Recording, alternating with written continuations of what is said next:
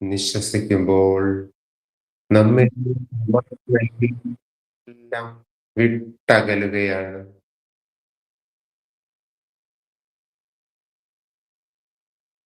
Inhale.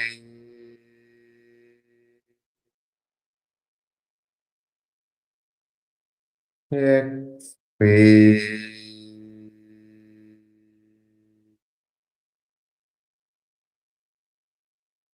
Inhale.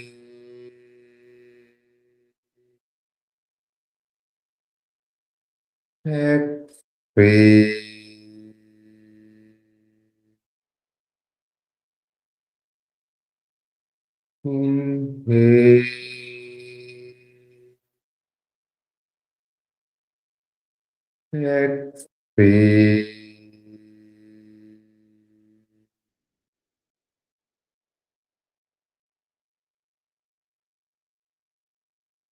കൈകൾ രണ്ടും കൂട്ടിത്തിരുമ്മി കൺതടങ്ങളിൽ വയ്ക്കുക. പുഞ്ചിരിയോടെ സാവധാനം കണ്ണുകൾ തുറക്കുക. More power to you all. Thank you. Thank you, sir. More power to you. More power to you, sir. More power to you, More sir. power to you. More power to you, Surendran sir. More power to you, sir. More power to Thank you. you, sir. Thank you, sir. Thank you, sir. Thank you. നമുക്കിന്ന് നമ്മളെ 2 വർഷം പൂർത്തിയാക്കുന്നതിന്റെ പ്രഥമ പരിപാടിയിലേക്ക് പോകാം. Thank you. Thank you, thank you. Okay, more power to you. More power to you, Rashid sir. Okay. അപ്പോൾ നമ്മുടെ ഇന്നത്തെ More power to you. പ്രോഗ്രാമിലോട്ട് നമ്മൾ കടക്കുകയാണ്. നമ്മുടെ 2 വർഷം പൂർത്തിയായതിന്റെ ഭാഗമായി നമ്മുടെ ഇന്നൊരു സ്പെഷ്യൽ എക്സ്പെർട്ട് ടോക്ക് നമുക്ക് ലഭിക്കാനായിട്ട് പോവുകയാണ്. അപ്പോൾ നമ്മുടെ ഷമീം ബക്കർ സർ നമ്മുടെ പ്രോഗ്രാമിൽ പങ്കെടുക്കാൻ വേണ്ടിയിട്ട് എത്തിച്ചേർന്നിട്ടുണ്ട്. നമുക്ക് ഔദ്യോഗികമായി പ്രോഗ്രാമിലേക്ക് കടക്കാം. എല്ലാവരെയും ഈ ചടങ്ങിലോട്ട് ശ്രദ്ധാപൂർവം ഈ ചടങ്ങിനെ ഉപയോഗപ്പെടുത്തണമെന്നും ഷമീം സാറിന് നന്നായിട്ട് കേൾക്കുകയും അദ്ദേഹത്തോട് നല്ല ചോദ്യങ്ങളൊക്കെ ചോദിച്ച് അദ്ദേഹത്തിന്റെ അറിവുകളും അനുഭവങ്ങളൊക്കെ നമുക്ക് ഉപയോഗപ്പെടുത്താനായിട്ട് സാധിക്കട്ടെ എന്ന് പറഞ്ഞുകൊണ്ട് സ്വാഗതം.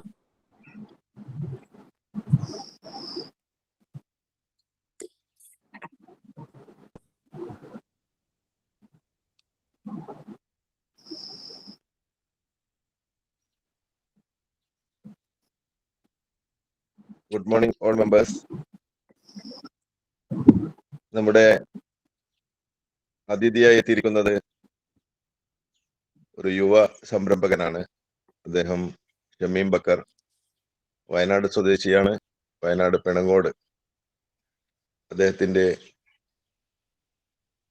ഒരുപാട് രംഗങ്ങളിൽ വളരെ എഫേർട്ട് എടുത്ത് ഒരുപാട് വിഷയങ്ങളിൽ അദ്ദേഹത്തിന്റെ കഴിവുകൾ തെളിയിക്കപ്പെട്ടിട്ടുണ്ട്. ഏറ്റവും പ്രധാനമായി അദ്ദേഹം സ്പോർട്സ് രംഗത്ത് സ്വന്തമായി ഒരു കോർട്ട് തയ്യാറാക്കുകയും അതിലൂടെ ചെറിയ കുട്ടികളെ കളിയിൽ വാർത്തെടുക്കുകയും പിന്നീട് അതൊരു വലിയ സ്പോർട്സ് അക്കാദമിയായി രൂപാന്തരപ്പെടുത്തുകയും അങ്ങനെ കേരളത്തിലെ അറിയപ്പെടുന്ന ഫോർസെ എന്ന ക്ലബിന്റെ MD ആയി മാറുകയും അതിൽ പൃഥ്വിരാജിനെ ബ്രാൻഡ് അംബാസിഡറായി മാറ്റുകയും അങ്ങനെ കേരളത്തിലെ വിവിധ സ്ഥലങ്ങളിൽ അദ്ദേഹത്തിന്റെ ടീം രംഗത്തിറങ്ങുകയും വിജയിക്കുകയും പരാജയപ്പെടുകയും ഒക്കെ ചെയ്യുമ്പോൾ അദ്ദേഹത്തിന് പരാജയത്തിലും വിജയത്തിലുമൊക്കെ അദ്ദേഹത്തിന്റെ ഒരു മനഃശക്തി കൃത്യമായ രീതിയിൽ അദ്ദേഹം പ്രയോജനപ്പെടുത്തുന്നത് കൊണ്ട് മാത്രമാണ് ആ ഒരു രംഗത്ത് അദ്ദേഹത്തിന് ശോഭിക്കാൻ സാധിച്ചത് എന്നിവിടെ പ്രത്യേകം പറയേണ്ടതാണ്. കാരണം വയനാട്ടിലൊക്കെ നിങ്ങൾക്കറിയാം, സ്പോർട്സിന് സ്വന്തമായി അദ്ദേഹത്തിന്റെ സ്വന്തം അതിനുവേണ്ടി മാത്രം ഭൂമി വാങ്ങിയെടുത്ത് അതിലൂടെ ഗ്രൗണ്ടുകൾ തയ്യാറാക്കി ആ രീതിയിലൊക്കെ അദ്ദേഹം അതിന്റെ പ്രവർത്തനങ്ങൾ ആരംഭിച്ചു. ഒരു വ്യക്തി എന്നുള്ള നിലക്ക് തന്നെയാണ് ശരിക്കൊരു വ്യക്തിക്ക് എന്ത് ചെയ്യാൻ കഴിയും എന്നുള്ളതാണ് അതിലൂടെ അദ്ദേഹം തെളിയിച്ചിരിക്കുന്നത്. അതേപോലെ ബിസിനസ് രംഗത്ത് അത് മറ്റൊരു കാര്യമാണ്. പ്ലാന്റേഷൻ ആണെങ്കിലും അതേപോലെ കർണാടകയിലെ മറ്റ് ബിസിനസ് രംഗങ്ങളിലാണെങ്കിലും ഒക്കെ തന്നെ അദ്ദേഹത്തിന്റെ നിരവധി ഉയർന്ന വ്യക്തിത്വങ്ങളുമായി വലിയ ബന്ധങ്ങൾ സ്ഥാപിക്കുകയും അതിലൂടെ വലിയൊരു രീതിയിലുള്ള ഒരു ഇപ്പോ ഉദാഹരണം പറയുന്ന വാഗൺ മാർട്ട് നമ്മൾ കാണുന്ന അദ്ദേഹം അതിന്റെ പാർട്ട്ണറാണ്. അദ്ദേഹത്തിന്റെ ഒരുപാട് സംരംഭങ്ങൾ കേരളത്തില് പല ദിക്കുകളിലായി പല ജില്ലകളിലായി പ്രവർത്തിച്ചുകൊണ്ടിരിക്കുന്നുണ്ട്. ഒരു വലിയ ഇതിന്റെയൊക്കെ അസോസിയേഷനുകളിലൊക്കെ തന്നെ അദ്ദേഹത്തിന്റെ സാന്നിധ്യം വളരെ എടുത്തു പറയേണ്ടതാണ്. ഏതായിരുന്നാലും നമുക്ക് ഇന്നത്തെ ദിവസം നമുക്ക് ലഭിച്ചത് അതൊരു വലിയ കാര്യമായി നമ്മൾ കാണുന്നു. അപ്പോ ഷമീം ബക്കറിനെ ആദ്യമായി ഈ ഒരു പ്രോഗ്രാമിലേക്ക് സ്വാഗതം ചെയ്യുകയാണ്. അതേപോലെ നമ്മുടെ ഗ്രാൻഡ് മാസ്റ്റർ എല്ലാവർക്കും അറിയുന്നതാണ്, ഡോക്ടർ CK റാഷിദ് സാർ. അദ്ദേഹവും ഈ ഒരു രംഗത്ത് ആഗോള പ്രചാരകനായി മാറിക്കൊണ്ടിരിക്കുകയാണ്. അദ്ദേഹത്തിന്റെ കാൽവെപ്പും എടുത്തു പറയേണ്ടതാണ്. കഴിഞ്ഞ ദിവസം അദ്ദേഹത്തിന്റെ കോഴിക്കോട് ഓഷ്യൻ ഹോട്ടലിൽ വെച്ച് നടന്ന ആ പ്രോഗ്രാമിൽ അദ്ദേഹത്തിന്റെ കഴിവ് എന്താണെന്ന് നമുക്ക് ഓരോരുത്തർക്കും നേരിട്ട് അറിയാൻ സാധിച്ചു എന്നുള്ളതാണ്. അതിൽ എനിക്കൊക്കെ വലിയ അനുഭവങ്ങളാണ്. അതിലൂടെ വലിയൊരു രീതിയിലുള്ള ഒരു മനഃശക്തിയാണ് അദ്ദേഹം അതിലൂടെ നമുക്ക് നൽകിയിരിക്കുന്നത്. രണ്ടാമതായി നമ്മുടെ അധ്യക്ഷത വഹിക്കുന്നത് നമ്മുടെ ചെയർമാൻ മാറഞ്ചേരി സൈനുദ്ദീൻ സാഹിബാണ്. അദ്ദേഹത്തിന്റെ ആ രാവിലെ മോർണിംഗ് സെഷനിൽ അദ്ദേഹത്തിന്റെ ക്ലാസ്സുകളിലൊക്കെ നമുക്ക് വളരെ രസകരമായ രീതിയിൽ അത് ചിരിച്ച മുഖം കൊണ്ട് അദ്ദേഹത്തിന്റെ ആ ഒരു എല്ലാവരെയും ഒരു ആകർഷിക്കപ്പെടുന്ന ഒരു രീതിയാണ്. അദ്ദേഹത്തെ ഈ യോഗത്തിലേക്ക് സ്വാഗതം ചെയ്യുകയാണ്. പിന്നെ നമ്മുടെ മൈത്രി മക്ബുൽ സാർ നമ്മുടെ വളരെയധികം നമ്മുടെ ഈ ഒരു രംഗത്ത് ശോഭിച്ചുകൊണ്ടിരിക്കുന്ന വ്യക്തിത്വമാണ്.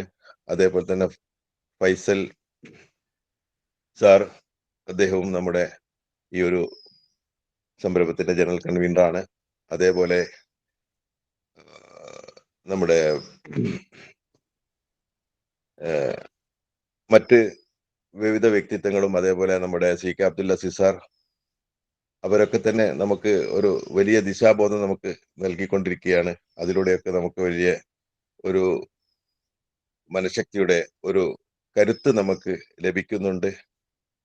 അതുകൊണ്ട് തന്നെ എല്ലാവരെയും ഈ ഒരു പ്രോഗ്രാമിലേക്ക് സ്വാഗതം ചെയ്തുകൊണ്ട് ഞാൻ എൻ്റെ ഈ ഒരു ലഘു പരിപാടി തൽക്കാലം ഞാൻ അധ്യക്ഷനിലേക്ക് കൈമാറുകയാണ്. ഇതിനെപ്പറ്റി സംസാരിക്കുന്നതിന് വേണ്ടി ഡോക്ടർ CK സാറിനെ ക്ഷണിച്ചുകൊണ്ട് നിർത്തുന്നു. ജയ് ഭാരത്. വളരെ നന്ദി ശിവപ്രസാദ് സാർ. നമ്മൾ 7 ദിവസങ്ങളിലായി നമ്മുടെ 2ാം വർഷത്തിന്റെ ആഘോഷം തുടങ്ങാനായിരുന്നു ഉദ്ദേശിച്ചിരുന്നത്. അത് ഗസ്റ്റുകളെ ഫൈനലൈസ് ചെയ്യാൻ കുറച്ച് താമസം നേരിട്ടതിന്റെ അടിസ്ഥാനത്തിൽ അവസാനമാണ് ഷമീം ബക്കർ സാറിന്റെ അടുത്തേക്ക് എത്തിയത്. ഏതായാലും വളരെ പെട്ടെന്നാണെങ്കിലും നല്ല ഒരാളെ തന്നെ നമുക്ക് അതിന്റെ തുടക്കത്തിൽ കിട്ടിയത് വളരെ സന്തോഷം നൽകുന്നുണ്ട്. അപ്പോൾ ഇതിലേക്ക് എത്തിച്ചേരാൻ എല്ലാവരും ഞാൻ അഭിനന്ദിക്കുന്നു. നമുക്ക് കൂടുതൽ ആളുകളെ ഇത്തരത്തിലുള്ള വ്യക്തികളുമായി പരിചയപ്പെടാനും ഇന്ററാക്ട് ചെയ്യാനും അവരുടെ വിലയേറിയ അനുഭവ സമ്പത്ത് കുറച്ചെങ്കിലും നമുക്ക് ലഭിക്കാനും ഒക്കെ ഉള്ള ഈ സന്ദർഭം ഉപയോഗപ്പെടുത്താൻ വേണ്ടി കൂടുതൽ ആളുകളെ നമ്മളെ ഈ വേദിയിലേക്ക് ക്ഷണിക്കണം എന്ന് മാത്രമാണ് ഈ സമയത്ത് പറയുന്നത്. ഏതായാലും വളരെ ചാരിതാർത്ഥ്യത്തോടുകൂടി വളരെ സന്തോഷത്തോടു കൂടി നിങ്ങളെല്ലാവരെയും സ്നേഹപൂർവ്വം അദ്ദേഹത്തിന്റെ വാക്കുകൾ കേൾക്കാൻ വേണ്ടി ക്ഷണിക്കുകയാണ്. അതുകൊണ്ട് ഞാൻ എൻ്റെ സമയം കൂടുതൽ എടുക്കുന്നില്ല. ഷമീം ബക്കർ സാറിനെ അദ്ദേഹത്തിന്റെ കാര്യങ്ങൾ ഡെലിവർ ചെയ്യാൻ വേണ്ടി ആദരപൂർവ്വം ക്ഷണിക്കുന്നു. നന്ദി സാർ. Thank you sir. നമസ്കാരം. More power to you. ഈ വാക്ക് സത്യത്തിൽ ഞാൻ ഈ സെഷനിലേക്ക് യാതൊരു ഐഡിയ ഇല്ലാതെയാണ് കയറിയത്. അപ്പൊ സുരേന്ദ്രൻ സാറിന്റെ സെഷൻ ഞാൻ കണ്ണു തുറന്ന് ആദ്യം കേൾക്കുകയായിരുന്നു, ലിസൺ ചെയ്യായിരുന്നു. കുറച്ച് കഴിഞ്ഞപ്പം ഞാൻ എൻ്റെ കണ്ണുകൾ അടഞ്ഞു. അതില് ഞാൻ ഇൻവോൾവ് ചെയ്തു. I am feeling very happy today. ഒരു എനർജി സത്യത്തില് ഇന്നലെ എന്നെ വൈകുന്നേരമാണ് വിളിച്ചു പറയുന്നത്, ഇങ്ങനൊരു സെഷൻ ഉണ്ട്, നിങ്ങൾ വരണം. ഞാനൊരു ക്ലാസ് എടുക്കുന്ന ആളോ അല്ലെങ്കിൽ ആ രീതിയിൽ കാര്യങ്ങൾ പറഞ്ഞ് മനസ്സിലാക്കി തരാൻ കഴിയുന്ന ആളൊന്നല്ല. അപ്പം എൻ്റെ ഒരു ലൈഫ് എക്സ്പീരിയൻസ് നിങ്ങൾ ഷെയർ ചെയ്താൽ മതി എന്ന് പറഞ്ഞത് കൊണ്ട് ഓക്കെ ഞാൻ വരാം എന്ന് പറഞ്ഞ് ആണ് ഈ ക്ലാസ്സിലേക്ക് ഞാൻ വരുന്നത്. ഞാൻ നിങ്ങളെ ഒരു 2000ത്തിലേക്ക് കൊണ്ടുപോവാണ്. അതൊരു മഹാസംഭവമാണ്. ആ സംഭവം എന്താന്ന് വെച്ചാല്, എൻ്റെ പിണങ്ങോട് എന്ന് പറയുന്ന ഒരു കൊച്ചു ഗ്രാമത്തിലാണ് ഞാൻ ജീവിക്കുന്നത്. ഇപ്പോഴും അതൊരു കൊച്ചു ഗ്രാമമാണ്. ഡെവലപ്മെന്റ് പലതും ഉണ്ട്, പക്ഷെ ഗ്രാമം എന്നുള്ള അർത്ഥത്തിൽ അതൊരു ഗ്രാമമാണ്. കാരണം റാഷിദ് സാറും അതുപോലെ തന്നെ സുബത്തുള്ള സാറും ആ ടീമൊക്കെ എല്ലാവരും കൂടി ഞങ്ങളെ നാട്ടിൽ വന്നിട്ടുണ്ട്. സഹാറ ഭാരത് എന്ന് പറയുന്ന ഒരു ഡിസബിലിറ്റി കെയറുമായി ബന്ധപ്പെട്ട് അതിന്റെ വിസിറ്റുമായി ബന്ധപ്പെട്ടുകൊണ്ട് ഇവിടെ വന്നിട്ടുണ്ട്. അപ്പം ആ ഗ്രാമത്തിൽ ജനിച്ച ഒരാളാണ്. എൻ്റെ ഫാമിലി എന്ന് പറയുന്നത് കൃഷിയാണ് മെയിനായിട്ട്. എൻ്റെ ഫാദറും ഗ്രാൻഡ് ഫാദേഴ്സും ഒക്കെ ഇവിടെ പ്ലാന്റേഷനാണ്, കോഫി പ്ലാന്റേഷനാണ്.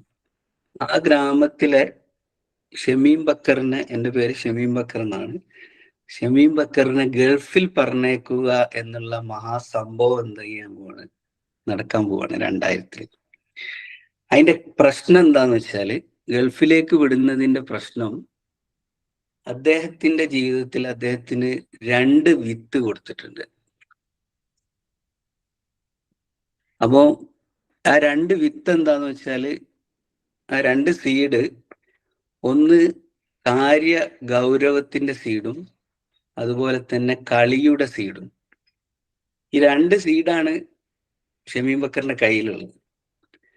അപ്പം എല്ലാരും കൂടിയിട്ട് വലിയൊരു കുഴി കുഴിച്ചിട്ട് ഈ കളിയുടെ സീഡ് ഭൂമിന്റെ അടിയിലേക്ക് ഇനി ഒരിക്കലും മുളക്കരുത് എന്നുള്ള നിലക്ക് കുഴിച്ചു മൂടാണ്.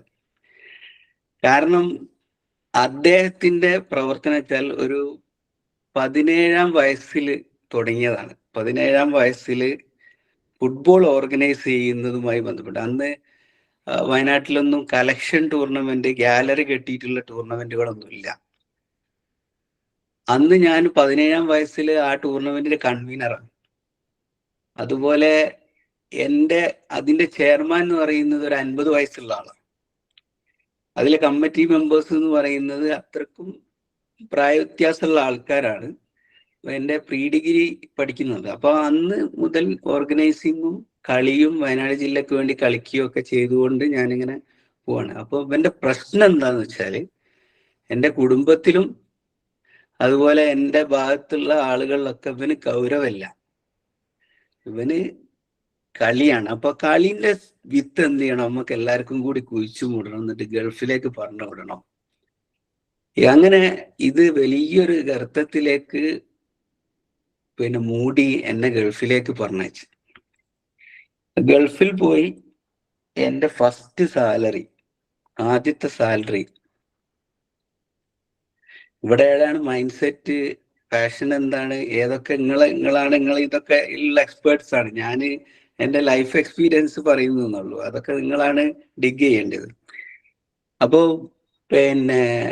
ഞാൻ പോയി ഫസ്റ്റ് സാലറി കിട്ടി.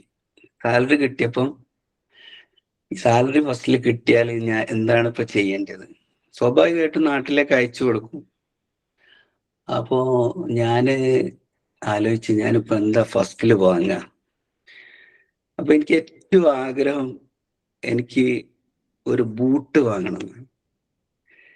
സ്വന്തമായിട്ട് സ്വന്തം പൈസ കൊടുത്ത് ഒരു ബൂട്ട് വാങ്ങണം. മറ്റേത് വീട്ടില് ഒരു ബൂട്ട് വാങ്ങാൻ വേണ്ടിയിട്ട് ആവശ്യപ്പെട്ടാല് പലപ്പോഴും ഉമ്മ ആദ്യം പറയും, അവന് കളിക്കാനാണ്, അതിപ്പം വാങ്ങണ്ട, അല്ലെങ്കിൽ കളിയായിട്ട് നടക്കും, അതുകൊണ്ട് അത് കൊടുക്കണ്ട എന്ന് പറഞ്ഞ് കുറച്ച് കരഞ്ഞിട്ടൊക്കെയാണ് എനിക്ക് ബൂട്ട് കിട്ടുക. അപ്പൊ സ്വന്തം പൈസ കൊണ്ട് വാങ്ങാൻ വേണ്ടി ഞാൻ ബൂട്ട് വാങ്ങുന്നത് ഒരു അഡിഡാസിന്റെ ബൂട്ട്, അന്നൊരു ബ്രാൻഡഡ് സാധനം വാങ്ങുക എന്നുള്ള എൻ്റെ മനസ്സിലുള്ള ഒരു സാധനമാണ്. അങ്ങനെ പിന്നെ നേരെ പോയി. അന്ന് ഒരു എനിക്ക് തോന്നുന്നു അന്നത്തെ സമയത്ത് തന്നെ ഒരു 200 റിയാലേറ്റം ആ ബൂട്ടിനുണ്ട്. ആ ബൂട്ട് ഞാൻ കരസ്ഥമാക്കുകയാണ്. അപ്പോ പിന്നെ ഞാനത് വാങ്ങി. അങ്ങനെ എൻ്റെ ഗൗരവപ്പെട്ട സംഗതിയായ എൻ്റെ ജീവിതോപാധിയുമായി ബന്ധപ്പെട്ടുകൊണ്ട് എൻ്റെ വർക്ക് സ്റ്റാർട്ട് ചെയ്തു. ഞാൻ IT ഫീൽഡാണ്. അപ്പം IT ഇങ്ങനെ പല പരിപാടികളും പല സംഗതിയും സോഷ്യൽ കമ്മിറ്റ്മെന്റുള്ള പരിപാടികളൊക്കെ ആയിട്ട് ഗൾഫിൽ ഇങ്ങനെ നടക്കുന്ന സമയത്ത് ഞാനൊരു ട്രെയിനിങ് സെഷൻ അറ്റൻഡ് ചെയ്തപ്പം അദ്ദേഹം ചോദിച്ച ഒരു ചോദ്യമുണ്ട്. അതെനിക്ക് ഭയങ്കരമായിട്ട് സ്ട്രൈക്ക് ചെയ്തൊരു സാധനം. നിങ്ങൾ പ്രവാസ ജീവിതം തുടങ്ങി, എന്നാണ് പ്രവാസ ജീവിതം വിരമിച്ച് നാട്ടിലേക്ക് പോവുക എന്നുള്ളതാണ് ചോദ്യം. അപ്പൊ എന്ന് പോകും എന്നുള്ളത് നിങ്ങളുടെ പേപ്പറിൽ എഴുതി വെക്കാൻ അദ്ദേഹം പറഞ്ഞു. അപ്പൊ ഞാൻ എഴുതി, എൻ്റെ 40ാമത്തെ വയസ്സിൽ ഞാൻ നാട്ടിലേക്ക് പോകും എന്ന് എഴുതി വെച്ച്. പക്ഷെ എൻ്റെ മനസ്സിൽ ആ സാധനം കിടന്ന് കളിച്ചു. കാരണം എനിക്ക് 40ാം വയസ്സിൽ നാട്ടിലേക്ക് തിരിച്ചു പോകണം. കാരണം എല്ലാ ആളുകളും, ഓരോരുത്തർ ആളുകൾ, അന്ന് എനിക്ക് IT ഫീൽഡ് ബിസിനസ് ഉണ്ട്, ഒക്കെ ഉണ്ട്. എല്ലാ ആളുകളും പിന്നെ ഗൾഫ് ഇങ്ങനെ കണ്ടിന്യൂസ് ആയിട്ട് പോകുന്ന ഒരു അവസ്ഥയാണ്. അപ്പൊ നാട്ടിലേക്ക് പോകുമ്പോൾ നാട്ടിൽ പോയിട്ട് എന്ത് എന്നുള്ള ടെൻഷനും മറ്റു സംഗതിയായിട്ട് അതങ്ങനെ കണ്ടിന്യൂ ചെയ്ത് പോകും. അങ്ങനെ ഞാൻ മാനസികമായിട്ട് ഉറപ്പിച്ചു, ഞാൻ 40ാം വയസ്സിൽ നാട്ടിലേക്ക് തിരിച്ചു പോകും. എനിക്ക് എൻ്റെ സെറ്റ് ബാക്ക് കൊണ്ടോ അല്ലാതെയോ ഒക്കെ ആയതുകൊണ്ട് എനിക്ക് 40ാം വയസ്സിൽ തന്നെ നാട്ടിലേക്ക് എന്ത് ചെയ്തു പോരാനുള്ള അവസരവും, അല്ലെങ്കിൽ അത് ഏതായാലും മാനസികമായിട്ട് ഞാൻ എന്തായി പ്രിപ്പയർഡായി, നാട്ടിലേക്ക് തിരിച്ചു പോരുന്നു. അങ്ങനെ നാട്ടിലേക്ക് പോന്നു. പിന്നെ നാട്ടിൽ പല ബിസിനസ്, മൾട്ടി ഫീൽഡിലുള്ള ബിസിനസ്സുകളും കാര്യങ്ങളൊക്കെ ഞാൻ സ്റ്റാർട്ട് ചെയ്തു. പിന്നെ അതൊക്കെ അൽഹംദുലില്ലാ അതൊക്കെ നല്ല രീതിയിൽ പോകുന്നുണ്ട്. അപ്പോഴാണ് എൻ്റെ കുഴിച്ചിട്ട സാധനം എൻ്റെ മനസ്സിലുണ്ടല്ലോ, സാധനം ഇങ്ങനെ കിടക്കുകയാണ്. അപ്പൊ ഞാനിങ്ങനെ അതിനൊരു വിഷൻ സെറ്റ് ചെയ്ത് എന്താ ഞാൻ ചെയ്യേണ്ടത്. അപ്പൊ എൻ്റെ മനസ്സിലുള്ള കുറെ ആഗ്രഹങ്ങളുണ്ട്. അത് എൻ്റെ നാട്ടുകാരോട് പറയാൻ ഞാൻ തീരുമാനിച്ചു. അതിനൊരു പ്രോഗ്രാം വെച്ചു. അങ്ങനെ ഷറഫ് അലി സാറ്, ഇപ്പോഴത്തെ മുൻ സ്പോർട്സ് കൗൺസിൽ പ്രസിഡന്റ് ആണ് അദ്ദേഹം. പിന്നെ ഇന്ത്യൻ ഫുട്ബോൾ ക്യാപ്റ്റൻ ആയിരുന്നു. അദ്ദേഹത്തെ വിളിച്ച് ഞാൻ എൻ്റെ വിഷൻ പറഞ്ഞു. അപ്പം അദ്ദേഹം എന്നോട് പറഞ്ഞു, ഇത് വലിയൊരു ടാസ്ക്കാണ്, അത് നീ വിചാരിക്കുന്ന പോലെയല്ല, അതിൽ കണ്ടമാനം ഫണ്ട് ഇൻവോൾവ് ആണ്, പൈസ കുറെ നഷ്ടപ്പെടും, അങ്ങനെയുള്ള കുറെ സാധനങ്ങൾ പറഞ്ഞു. അപ്പോൾ പിന്നെ ഇതിൽ നമ്മൾ ചെയ്യാൻ പോകുന്ന ഒരു റിസൾട്ട് എന്ന് പറയുന്നത്, നമ്മൾ ഒരു മനുഷ്യന്റെ ജീവിതോപാധി കണ്ടെത്താനുള്ള ഒരു മാർഗമാണല്ലോ പലരും ആളുകൾക്ക് ചെയ്തു കൊടുക്കുന്നത്. അപ്പോൾ സ്വാഭാവികമായിട്ടും നമ്മളൊരു എഞ്ചിനീയർ ആകാൻ വേണ്ടി പോകുന്ന ഒരാളുണ്ട്, അദ്ദേഹത്തിന് ബുദ്ധിമുട്ടുണ്ട്, പ്രയാസമുണ്ട് എന്ന് പറഞ്ഞാൽ, അല്ലെങ്കിൽ ഡോക്ടർ ആകാൻ പോകുന്ന ആള്, ഇങ്ങനെയുള്ള ആളുകൾക്ക് എഡ്യൂക്കേഷൻ രംഗത്ത് നമുക്ക് എന്തെങ്കിലുമൊക്കെ ചെയ്തു കൊടുക്കണമെങ്കിൽ ആരെങ്കിലുമൊക്കെ വന്ന് നമ്മൾ കോൺട്രിബ്യൂട്ട് ചെയ്യും. നമ്മുടെ ദാനങ്ങൾ, ധർമ്മങ്ങൾ, ഇതൊക്കെ നമ്മൾ ചെയ്യും. അതേസമയം സ്പോർട്സ് മേഖലയിൽ, ഫുട്ബോൾ പോലെയുള്ള രംഗത്ത് വളരെ എളുപ്പത്തിൽ ആളുകൾക്ക് ജീവിതോപാധി കണ്ടെത്താൻ പറ്റുന്ന ഒരു മേഖലയാണ്. അവർ നന്നായിട്ട് പെർഫോം ചെയ്താൽ അവർക്ക് വേഗം ജോബ് കിട്ടും, ജോലി കിട്ടും, ഇങ്ങനെയുള്ള കുറെ സംഗതികളുണ്ട്. അപ്പോൾ ലെസ് എഫേർട്ടിൽ മോർ പ്രൊഡക്റ്റീവ് ആയിട്ടുള്ള ഒരു സംവിധാനത്തിലേക്ക് ഇതിനെ കൊണ്ടുവരിക എന്നുള്ള ലക്ഷ്യത്തിലാണ് ഞാൻ ഇതിലേക്ക് ഇറങ്ങുന്നത്. അപ്പോൾ ഇതിന് ഈ ഫുട്ബോൾ മേഖല എംപവർ ചെയ്യപ്പെടണമെങ്കിൽ അതിന് കുറെ അസോസിയേഷൻസ്, അതോറിറ്റികൾ, ഇങ്ങനെ കുറെ സാധനങ്ങളുണ്ട്. ആ ചാനലിലൂടെ മാത്രം പോയാലേ ഇത് ഡെവലപ്പ് ചെയ്യാൻ കഴിയുള്ളൂ. കാരണം ഇത് ഫുട്ബോൾ മേഖല എന്ന് പറയുന്നത് ഒരു ഗവൺമെന്റ് ഡ്രിവൺ ആയിട്ടോ അല്ലെങ്കിൽ ഗവൺമെന്റിന്റെ അണ്ടറിൽ വരുന്ന ഒരു അസോസിയേഷൻ അല്ല. അത് വേൾഡില് ഫിഫയുടെ അണ്ടറിലാണ് ഈ സാധനം വരിക. അതിന്റെ അണ്ടറിലാണ് All India Football Federation, Kerala Football Association, district football association എന്നുള്ളത്. ആ സ്ട്രക്ചർ എന്താന്ന് ശരിക്കും മനസ്സിലാക്കുകയും അതിലേക്ക് ഇറങ്ങാൻ വേണ്ടി ഞാൻ തീരുമാനിക്കുകയും ചെയ്തു. തീരുമാനിച്ചപ്പം ആദ്യമായിട്ട് വേണ്ടത് ഇതിനൊരു ഗ്രൗണ്ടാണ്. ഇവിടുത്തെ രാഷ്ട്രീയ സ്ഥിതി, ഞാനൊരു പ്രവാസിയാണ്. അപ്പൊ സ്വാഭാവികമായിട്ട് എൻ്റെ നാട്ടില് ഒരു ഡെവലപ്മെന്റ് വരുമ്പോൾ സ്വാഭാവികമായിട്ട് എല്ലാവരും എന്ത് ചെയ്യും? എന്നെ സപ്പോർട്ട് ചെയ്യും. ഇതാണല്ലോ എൻ്റെ മനസ്സിലുള്ള സംഗതി. അങ്ങനെ ഇവിടുത്തെ ഒരു ചെറിയ സ്റ്റേഡിയം ഉണ്ട്. ആ സ്റ്റേഡിയം എന്ന് പറഞ്ഞാല് കാറ് ഡ്രൈവിംഗ് പഠിപ്പിക്കുന്ന സ്ഥലമാണ്. സംഗതി പർപ്പസ് കളിക്കുക എന്നുള്ളതാണ്. ഞാൻ മുമ്പ് ഞങ്ങള് കളിക്കാൻ വേണ്ടി വരുമ്പോൾ ഗ്രൗണ്ടിൽ ഇറങ്ങാൻ ചാൻസ് കിട്ടാൻ പ്രശ്നമാണ്. നേരത്തെ വന്നോനെ ഗ്രൗണ്ടിൽ ഇറങ്ങാൻ കഴിയുള്ളൂ. അതന്നെ എല്ലാരും കൂടി കലക്ഷൻ ഇട്ടിട്ട് വാങ്ങിയൊരു ഫുട്ബോൾ അയക്കും. അതിൽ പൈസ കൊടുത്തോനെ കളിക്കാനും കഴിയുള്ളൂ. അപ്പം ഇപ്പം വന്നു ആ സമയത്ത് പിന്നെ ഞാൻ ഗൾഫ് കഴിഞ്ഞ് തിരിച്ചു വന്ന് നോക്കിയപ്പം ഗ്രൗണ്ടിന് ചുറ്റും കുട്ടികളുണ്ട്. പക്ഷെ അവരുടെ കയ്യിൽ മൊബൈലും അതുപോലെ തന്നെ കളി അവിടെ നടക്കുന്നില്ല. കുട്ടികളെല്ലാവരും ഗ്രൗണ്ടിന്റെ ചുറ്റുമാണ് ഉള്ളത്. ഇതൊരു സാമൂഹ്യ പ്രശ്നമാണ്. അപ്പം ഇതൊക്കെ നല്ലത് വിചാരിച്ച്, നന്മ വിചാരിച്ച് ഞാൻ ഈ ഗ്രൗണ്ട് ലെവൽ ചെയ്യാൻ വേണ്ടി തീരുമാനിച്ചു. അങ്ങനെ പഞ്ചായത്തിൽ അപ്ലിക്കേഷൻ കൊടുത്തു. ഗ്രൗണ്ട് ലെവൽ ചെയ്തു. അതിനൊരു ഫ്ലഡ് ലൈറ്റ് സംവിധാനം പോലത്തെ ചെറിയൊരു മിനി ഫ്ലഡ് ലൈറ്റിന്റെ സ്റ്റാൻഡും കാര്യങ്ങളൊക്കെ ചെയ്ത് ലെവൽ ചെയ്ത് അങ്ങനെ കുട്ടികൾക്ക് ട്രെയിനിങ് കൊടുക്കാൻ വേണ്ടിയിട്ട് ഈ ഗ്രൗണ്ട് നമ്മൾ പറയും ഒരു 3 വർഷത്തേക്ക് ഇന്ന സമയം 1 മണിക്കൂർ നമ്മൾ കുട്ടികൾക്ക് വേണ്ടിയിട്ട് റെന്റിന് തരണം. നമ്മൾ തന്നെയാണ് ഇതിൽ ഇൻവെസ്റ്റ് ചെയ്യുന്നത്, എന്നിട്ട് റെന്റിന് തരണം എന്ന് പറഞ്ഞുകൊണ്ട് ഞാൻ മുന്നോട്ട് പോവാണ്. അത് നാട്ടിലാകെ വലിയ വിഷയമായി. കാരണം കുത്തകകൾ വന്ന് ഗ്രൗണ്ട് കയ്യേറുന്നു. അല്ലെങ്കിൽ ഇത് ഞാൻ ചെയ്യുന്നത് എങ്ങനെയാന്ന് വെച്ചാല്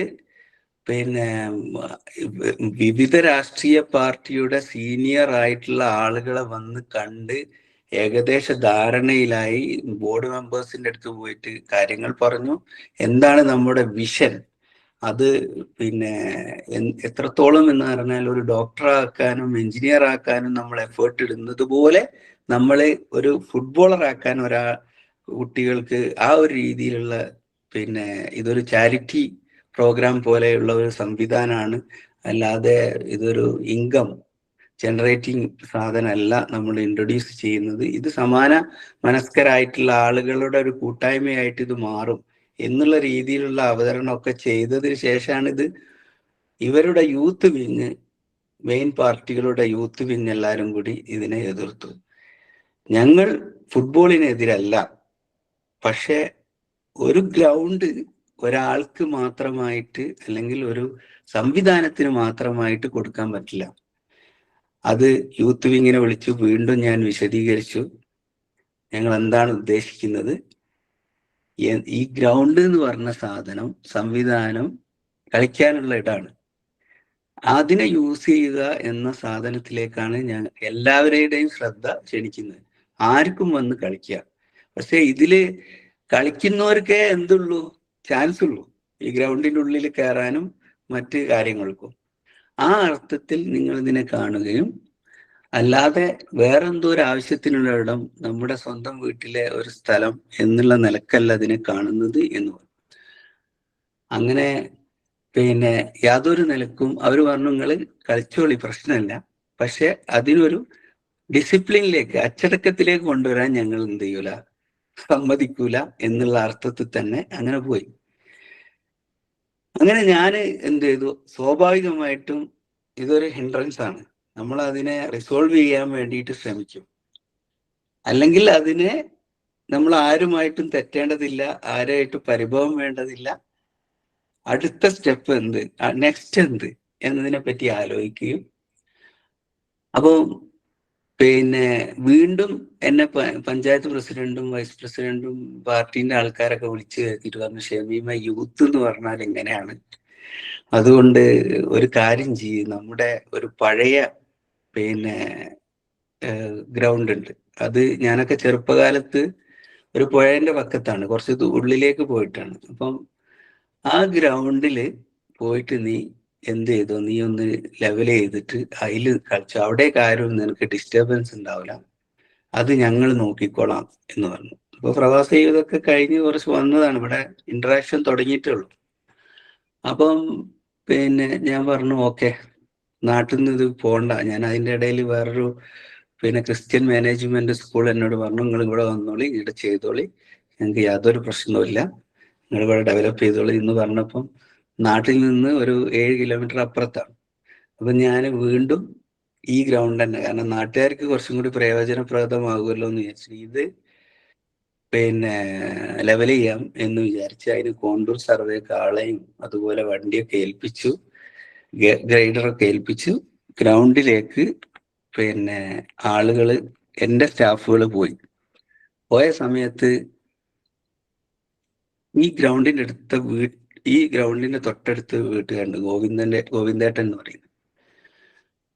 അദ്ദേഹം വന്ന് നമ്മുടെ സ്റ്റാഫിനോട് ചോദിച്ചു, ഇത് എന്താണ് ഇവിടെ ചെയ്യുന്നതെന്ന് ചോദിച്ചു. അപ്പം പറഞ്ഞു, പഞ്ചായത്തിൽ നിന്ന് ഇങ്ങനെ നമ്മൾ പെർമിഷൻ എടുത്തിട്ട് ഇത് നിരത്തുകയാണെന്ന്. അപ്പൊ ഗോവിന്ദേട്ടൻ പറഞ്ഞ്, നിങ്ങൾക്ക് ആരാ ഈ അനുവാദം തന്ന്? പഞ്ചായത്ത് സെക്രട്ടറിയും പ്രസിഡന്റൊക്കെ പറഞ്ഞിട്ടുണ്ട് അനുവാദം തന്നിട്ട്. ഇതാരാ ചെയ്യുന്ന ചോദിച്ചാൽ അങ്ങനെ ഷമീം ബക്കറാണ്. അപ്പൊ പിന്നെണ്ട് മൂപ്പര് വിളിക്കുന്നുണ്ട്, അവിടെ CK അബൂബക്കർക്കാരന്റെ മകന് പറ്റിയ പണിയല്ല അത്, ആരാന്റെ സ്ഥലത്ത് കൊണ്ടുപോയിട്ട് കോണ്ടൂർ സർവേയും JCB ഒക്കെ വെച്ചിട്ട് നിരത്തലെന്ന് പറഞ്ഞു. അപ്പൊ എന്റെ ഇതൊരു പൊയില് പോലത്തെ സ്ഥലമാണ്. അപ്പൊ എന്റെ ചെറുപ്പകാലം മുതൽ ഞാൻ മനസ്സിലാക്കിയിട്ടുള്ളത് ഇത് പഞ്ചായത്തിന്റെ ആണ്. പഞ്ചായത്തുകാർ പറയുന്നത്, അതിൽ ഹെലികോപ്റ്റർ വരെ ഇറങ്ങിയിട്ടുണ്ട് പഞ്ചായത്തിന്റെ അനുമതി പ്രകാരം, പക്ഷെ സ്ഥലം ഇയാളുടെ.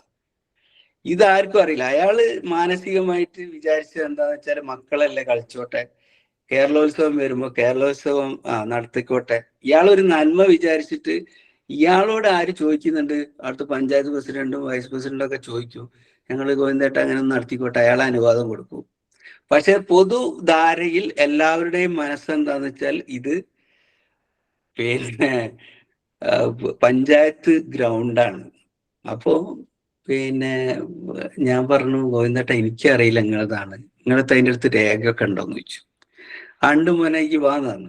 അങ്ങനെ ഞാൻ ചെന്ന് നോക്കുമ്പോൾ ഇയാൾക്ക് 4.25 ഏക്കർ സ്ഥലം അവിടെ അയാളുടെ രേഖയിൽ ഉണ്ട്. അങ്ങനെ ഞാൻ എനിക്കറിയുന്ന തഹസിൽദാർക്ക് ഇത് അയച്ചു കൊടുത്തിട്ട് ഇതിന്റെ രേഖന്റെ സ്ഥിതി എന്താന്ന് വെച്ചു. അത് സത്യമാണ്, അയാളുതാണ്, ഇതിൽ പ്ലാന്റേഷൻ ഇല്ല, KLU KLR ഇല്ല, നല്ല സ്ഥലമാണെന്നാണ്. ഞാൻ ഗോവിന്ദേട്ടനോട് ചോദിച്ച്, ഗോവിന്ദേട്ട ഇതിന് എത്ര വില എന്ന് ചോദിച്ചു. അപ്പം ഗോവിന്ദേട്ടൻ പറഞ്ഞു, പിന്നെ ഞാനിത് പിന്നെ ഈ നല്ലൊരു കാര്യമല്ല, ഞാൻ ഒരു ചെറിയ വിലക്ക് തരാം. അപ്പോൾ ഞാൻ അന്ന് തന്നെ ഇത് വിളിച്ച അന്ന് തന്നെ ഞാൻ എന്ത് ചെയ്തു, കച്ചവടാക്കിയിട്ട് നേരെ പോയി പഞ്ചായത്തിൽ പോയിട്ട് ഞാൻ പറഞ്ഞു, പ്രസിഡന്റിനോടും പഞ്ചായത്ത് സെക്രട്ടറിനോടും പറഞ്ഞു, ഈ ഭൂമി ഗോവിന്ദേട്ടൻ്റെതാണ് എന്ന് ഗോവിന്ദേട്ടൻ പറയുന്നുണ്ട്, എനിക്കറിയില്ല ഇത് ആരതാന്ന് കറക്റ്റ്, പക്ഷെ രേഖ നോക്കിയപ്പോൾ അദ്ദേഹത്തിൻ്റെതാണ്. പഞ്ചായത്ത് പറയുന്നു പഞ്ചായത്തിൻ്റെതാണ് ഭൂമി, പക്ഷെ എൻ്റെ ലക്ഷ്യം എന്താണെന്ന് വെച്ചാൽ കുട്ടികളെ കളിപ്പിക്കണം, അതിന് പറ്റിയ സ്ഥലമാണ്, ഞാൻ കളി തുടങ്ങാൻ പോവാണ്. അപ്പൊ നിങ്ങൾ കളി തുടങ്ങിക്കോളി, ഗോവിന്ദേട്ടനായിട്ടുള്ളത്. പഞ്ചായത്തിൻ്റെതാണെങ്കിൽ പഞ്ചായത്തിലേക്ക് ഈ ആസ്തി എന്ത് വരണം, അതല്ലെങ്കിൽ ഞാനിത് രജിസ്റ്റർ ചെയ്യും. ഞാൻ രജിസ്റ്റർ ചെയ്താൽ ഉണ്ടാകുന്ന സംഗതി ഒന്നാണ്, നിങ്ങൾ രജിസ്റ്റർ ചെയ്താൽ ഉണ്ടാകുന്ന സംഗതി ഒന്നാണ്, നാട്ടുകാരിയിൽ കളിക്കും. അപ്പം നിങ്ങൾ എന്ത് ചെയ്യുക, തീരുമാനങ്ങളാക്കിക്കൊള്ളുക.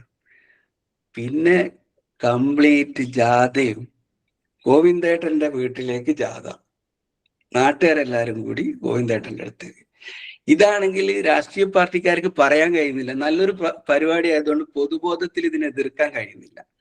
അപ്പം പിന്നെ എന്ത് സംഭവിച്ചു എന്ന് പറഞ്ഞാൽ ലാസ്റ്റ് കൺക്ലൂഷനിലെത്തി ഇത് ഗോവിന്ദേട്ടന്റെ തന്നെയാണ്. ഇനി നമുക്കൊന്നും പറയാൻ കഴിയില്ല. ഇപ്പം കേരളോത്സവം നടക്കണമെങ്കിലും അല്ലെങ്കിൽ കളി നടക്കണമെങ്കിലും എന്നെ വിളിച്ചിട്ട് പഞ്ചായത്ത് നോക്കി അതിൽ നടത്താൻ പറ്റും, ഞാൻ നടത്തിക്കോളി എന്ന് പറയും. ഇതെന്താ സംഭവം? ഇത് എന്റെ വീട്ടിൽ കൊണ്ടുപോയിട്ട് മടക്കി വെക്കാനുള്ള ഒരു സാധനമല്ലല്ലോ. ഇത് നമ്മൾ പറയുന്ന, നമ്മൾ പാഷനേറ്റ് ആയിട്ട് നമ്മൾ ഫോക്കസ് ചെയ്യുന്ന ഒരു സംവിധാനത്തെ എങ്ങനെ നടപ്പിലാക്കാന്നുള്ളതാണ് എൻ്റെ മനസ്സിലുള്ളത്. അല്ലാണ്ട് എൻ്റെ പുരെ കൊണ്ടുപോയി വെക്കാനുള്ളതല്ല ഈ സാധനം എന്നുള്ളത് എനിക്കുള്ള തിരിച്ചറിവുണ്ട്. അതുകൊണ്ട് എനിക്ക് ടെൻഷനില്ല. ഇനി എന്ത് കുതൂഹലം നടന്നാലും എനിക്ക് അതിൽ എന്തില്ല, ടെൻഷനോ പ്രശ്നമോ ഒന്നുമില്ല.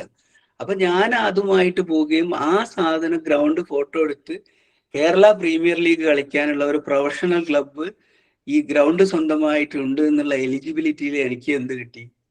കേരള ഫുട്ബോൾ അസോസിയേഷൻസിൽ നിന്ന് അപ്രൂവല് കിട്ടി. അപ്പം ഇതില് നമ്മൾ ട്രൈബൽ പിന്നെ കൂടുതലുള്ള സ്ഥലമാണ് വയനാട് എന്ന് പറയുന്നത്. അപ്പോൾ ട്രൈബലിൽ നല്ല ടാലന്റഡ് ആയിട്ടുള്ള ആളുകളുണ്ട്. നമ്മളെ കൂടെ കളിക്കാൻ വരുന്ന പ്രൊഫഷണൽ ഫുട്ബോളുള്ള ഏക ക്ലബ്ബാണ് വയനാട് ജില്ലയിൽ വയനാട് യുണൈറ്റഡ് FC എന്ന് പറയുന്ന ക്ലബ്ബ്.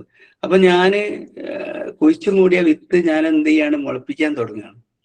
അപ്പം ഈ സാധനം മുളപ്പിക്കാൻ തുടങ്ങിയപ്പം ആദ്യത്തെ പ്രശ്നം എൻ്റെ ഭാര്യയാണ്.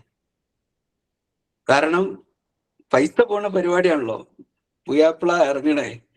അപ്പൊ സ്വാഭാവികമായിട്ടും ഭാര്യക്ക് ടെൻഷൻ തുടങ്ങും. കാരണം ഇപ്പം തന്നെ മൂപ്പര് ഗ്രൗണ്ട് എടുത്ത് അവിടെ എന്താ വേറൊരു വരുമാനം കിട്ടുന്ന സാധനമല്ല എന്ത് ചെയ്യാൻ പോണേ, തുടങ്ങാൻ പോണത്. അപ്പൊ ഞാൻ അവളെ വിളിച്ചിരുത്തി, കുട്ടികളെ വിളിച്ചിരുത്തി, ഞാൻ പറഞ്ഞു എന്താണ് എൻ്റെ വിഷൻ. അങ്ങനെ ഈ വിഷനൊക്കെ കേട്ടപ്പോൾ മുപ്പത്തിയാറ് നല്ല പരിപാടിയാണ്, പക്ഷെ നടക്കണം. വെറുതെ പൈസ ആടെയും ഇവിടെയും കൊണ്ടുപോയിട്ടിട്ട് എന്തായത് ഇതായി പോരുത് എന്ന് പറഞ്ഞു. അപ്പൊ ഞാൻ നടപ്പിലാക്കും എന്ന് പറഞ്ഞു. പിന്നെ നിങ്ങളെ ബിസിനസ്സിനെ അത് ബാധിക്കരുത്, മറ്റേ ബാധിക്കരുത് എന്നുള്ള ഉപദേശങ്ങളൊക്കെ സ്വാഭാവികമായിട്ടുണ്ടാവുമല്ലോ. അപ്പം അതൊക്കെ നമ്മൾ ഉൾക്കൊണ്ടുകൊണ്ട് തന്നെ ഈ പദ്ധതിയായിട്ട് മുന്നോട്ട് പോകാൻ. പദ്ധതിയായിട്ട് ഇതിന്റെ കോംപ്ലിക്കേഷൻ തിരിയുന്നത് ഇതിന്റെ ഉള്ളിലേക്ക് കയറിയപ്പോഴാണ്, ഇവിടുത്തെ പൊളിറ്റിക്സും ഇവിടുത്തെ ഇഷ്യൂസുകളും മറ്റൊക്കെ. അപ്പൊ സ്വാഭാവികമായിട്ടും പിന്നെ ഇങ്ങനെ ഗ്രൗണ്ട് വയനാട്ടിൽ സ്വന്തമായിട്ടുണ്ട് എന്നും അതുപോലെ തന്നെ അക്കാഡമി അല്ല, നമ്മൾ സീനിയർ ടീമിനെ ഡെവലപ്പ് ചെയ്യുന്ന ഒരു സാധനമാണ് ആദ്യം ചെയ്തത്. കാരണം എന്താ വെച്ചാൽ അക്കാഡമി ഗ്രാജുവലി ഇങ്ങനെ ഡെവലപ്പ് ചെയ്ത് വരേണ്ട ഒരു സാധനമാണ്. അതേസമയം നമ്മളൊരു ലക്ഷ്യം വെച്ചിട്ടുണ്ട്, അതിന്റെ ടൈം ഫ്രെയിം കുറക്കൽ എങ്ങനെയാണ്, ആ സാധനത്തിലേക്ക് ഇതിനെ കൊണ്ടുപോയും ഇതിനെ ഫ്രൂട്ട്ഫുൾ ആക്കുകയും അതിന് റിസൾട്ട് ഉണ്ടാക്കുകയും ചെയ്യുക എന്നതുകൊണ്ട് ഒരു എലൈറ്റ് പിന്നെ വയനാട് ജില്ലയിലെ മൊത്തം ഫുട്ബോളേഴ്സിനെ വിളിച്ചുകൂട്ടി അവരുടെ പിന്നെ ഒരു ട്രയൽസ് നടത്തുകയും അതിലേക്ക് ഏറ്റവും നല്ല കളിക്കാരെ കൊണ്ടുവരികയും അതുപോലെ വയനാടിന് പുറത്തുള്ള പിന്നെ നല്ല കളിക്കാരെ ഇതിലേക്ക് കൂട്ടുകയും ഒക്കെ ചെയ്യുന്ന രീതിയിലുള്ള ഒരു സാധനം സെറ്റ് ചെയ്തു. അതായത് റിസൾട്ട് ഉണ്ടാകും, കേരള പ്രീമിയർ ലീഗ് കളിക്കാൻ പറ്റുന്ന ഒരു ടീമിനെ വാർത്തെടുക്കാൻ വേണ്ടി. അപ്പൊ ഞാൻ ഇതിന് പറ്റിയ, ഇതൊക്കെ ലീഡ് ചെയ്യാൻ പറ്റിയ ആളുമാണല്ലോ.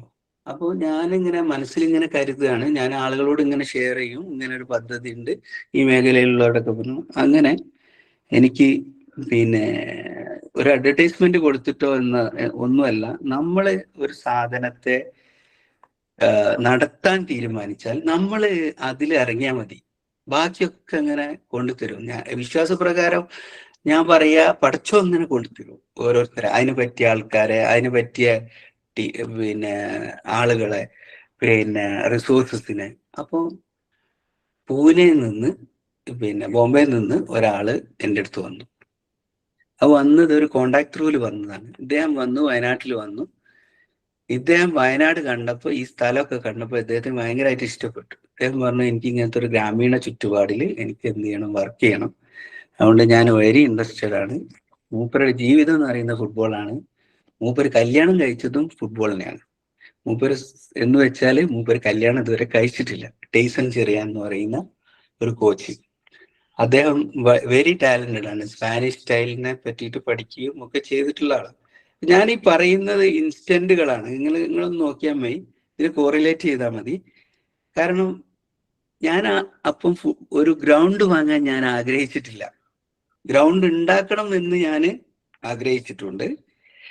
അത് എൻ്റെ ഒരു സാധനമാണ്. സ്റ്റേഡിയം വേണം. ഞാൻ 10 പരിപാടി ശരഫലി സാറ് വന്ന സമയത്ത് ഞാൻ എന്ത് ചെയ്തു, പിന്നെ അനൗൺസ് ചെയ്തു, ഞാനൊരു ഗ്രൗണ്ട് ഉണ്ടാക്കുന്നു. ഞാൻ അനൗൺസ് ചെയ്തു.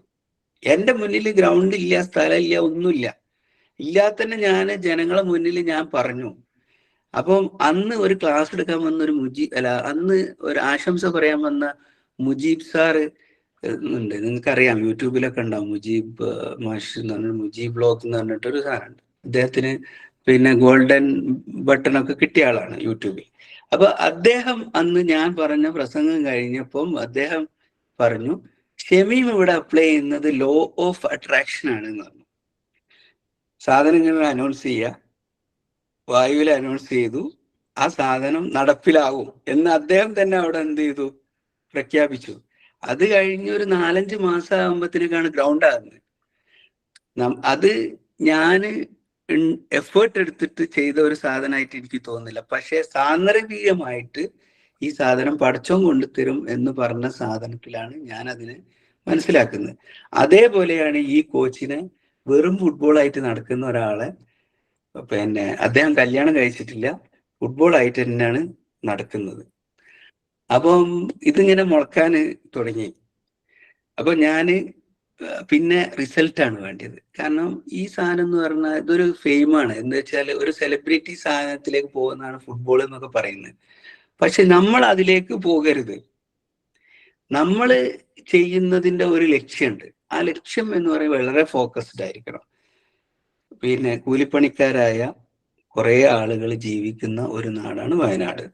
ആ വയനാട്ടിലെ കഷ്ടപ്പെടുന്ന ഷമീമിന് പിന്നെ ബൂട്ട് വാങ്ങിത്തരാൻ കഴിവുള്ള ഒരു ഫാമിലി ഉണ്ടായിട്ട് പോലും അന്ന് ബൂട്ട് വാങ്ങാൻ കഴിഞ്ഞിട്ടില്ല. പക്ഷെ ബൂട്ട് അന്ന് കിട്ടിയില്ലെങ്കിൽ ചിലപ്പോൾ ഞാൻ ഗൾഫിൽ അങ്ങനെ കോൺസെൻട്രേറ്റ് ചെയ്ത് പോകുമായിരുന്നെങ്കിൽ ഞാൻ ചിലപ്പോൾ ഗൾഫിൽ പോകില്ല, അത് വേറെ വിഷയം. അപ്പോൾ സ്വാഭാവികമായിട്ടും അങ്ങനെ കഷ്ടപ്പെടുന്ന ആളുകൾ ഉണ്ടെങ്കിൽ അവർക്ക് ബൂട്ടുകൾ, ഞാനിപ്പോ സാന്ദർഭികമായിട്ട് പറയാണ്, നമ്മൾ 2000 ചില്ലാൻ ബൂട്ടുകൾ ഓൾറെഡി പല ആളുകളുടെയും കാലിൽ എത്തിച്ചു. അപ്പം ഈ പിന്നെ ആളുകൾ, കുട്ടികള് പിന്നെ കളിച്ച് വളരട്ടെ. നമ്മുടെ സാമൂഹ്യ തലത്തിലുള്ള പ്രശ്നങ്ങൾക്ക് പരിഹാരമായിട്ട് ഫുട്ബോൾ മാറട്ടെ. ഇതൊരു എനർജിയാണ്. ഈ എനർജിയാണ്. എൻ്റെ സമയം കഴിയുമ്പോൾ നിങ്ങൾ പറയണേ. പിന്നെ ഞാൻ ഏത് സമയത്തും എന്ത് ചെയ്യും, കൺക്ലൂഡ് ചെയ്യാൻ തയ്യാറുള്ള ആളാണ്. അപ്പോൾ പിന്നെ എനർജിയാണ്. അപ്പൊ ഞാൻ എന്ത് ചെയ്തു, സ്പീഡപ്പ് ആക്കാം. പിന്നെ നമ്മൾ റിസൾട്ട് വേണമെന്ന് എൻ്റെ PRO-നോട് ഞാൻ പറഞ്ഞു, ഇതിൽ റിസൾട്ട് വേണം. ഓരോ വർഷം ഇത്രയും കുട്ടികൾ ഇന്ന സ്ഥലത്തെത്തി, അവർക്ക് അതിന്റെ റെമ്യൂണറേഷൻ കിട്ടുന്നുണ്ട്, അത് അവന്റെ ഫാമിലിയിലേക്ക് എത്തുന്നുണ്ട് എന്ന ഒരു സാധനം സെറ്റ് ചെയ്യണം. അങ്ങനെ ഞാൻ നിങ്ങൾക്ക് എൻ്റെ ഒരു എക്സ്പീരിയൻസ് പറയാം. ഞാൻ പറയാണ്, റിച്ച്നെസ് എന്ന് പറയുന്ന സാധനം പൈസ കൊണ്ട് കിട്ടുന്ന സാധനമായിട്ട് എൻ്റെ എക്സ്പീരിയൻസിൽ ഞാൻ പറയില്ല. റിച്ച്നെസ് എന്ന് പറയുന്ന സാധനം നമ്മൾ ആർക്കോ എന്തോ കൊടുത്തു, അപ്പോഴുണ്ടാകുന്ന മാറ്റത്തിനെയാണ് റിച്ച്നെസ് എന്ന് പറയാം.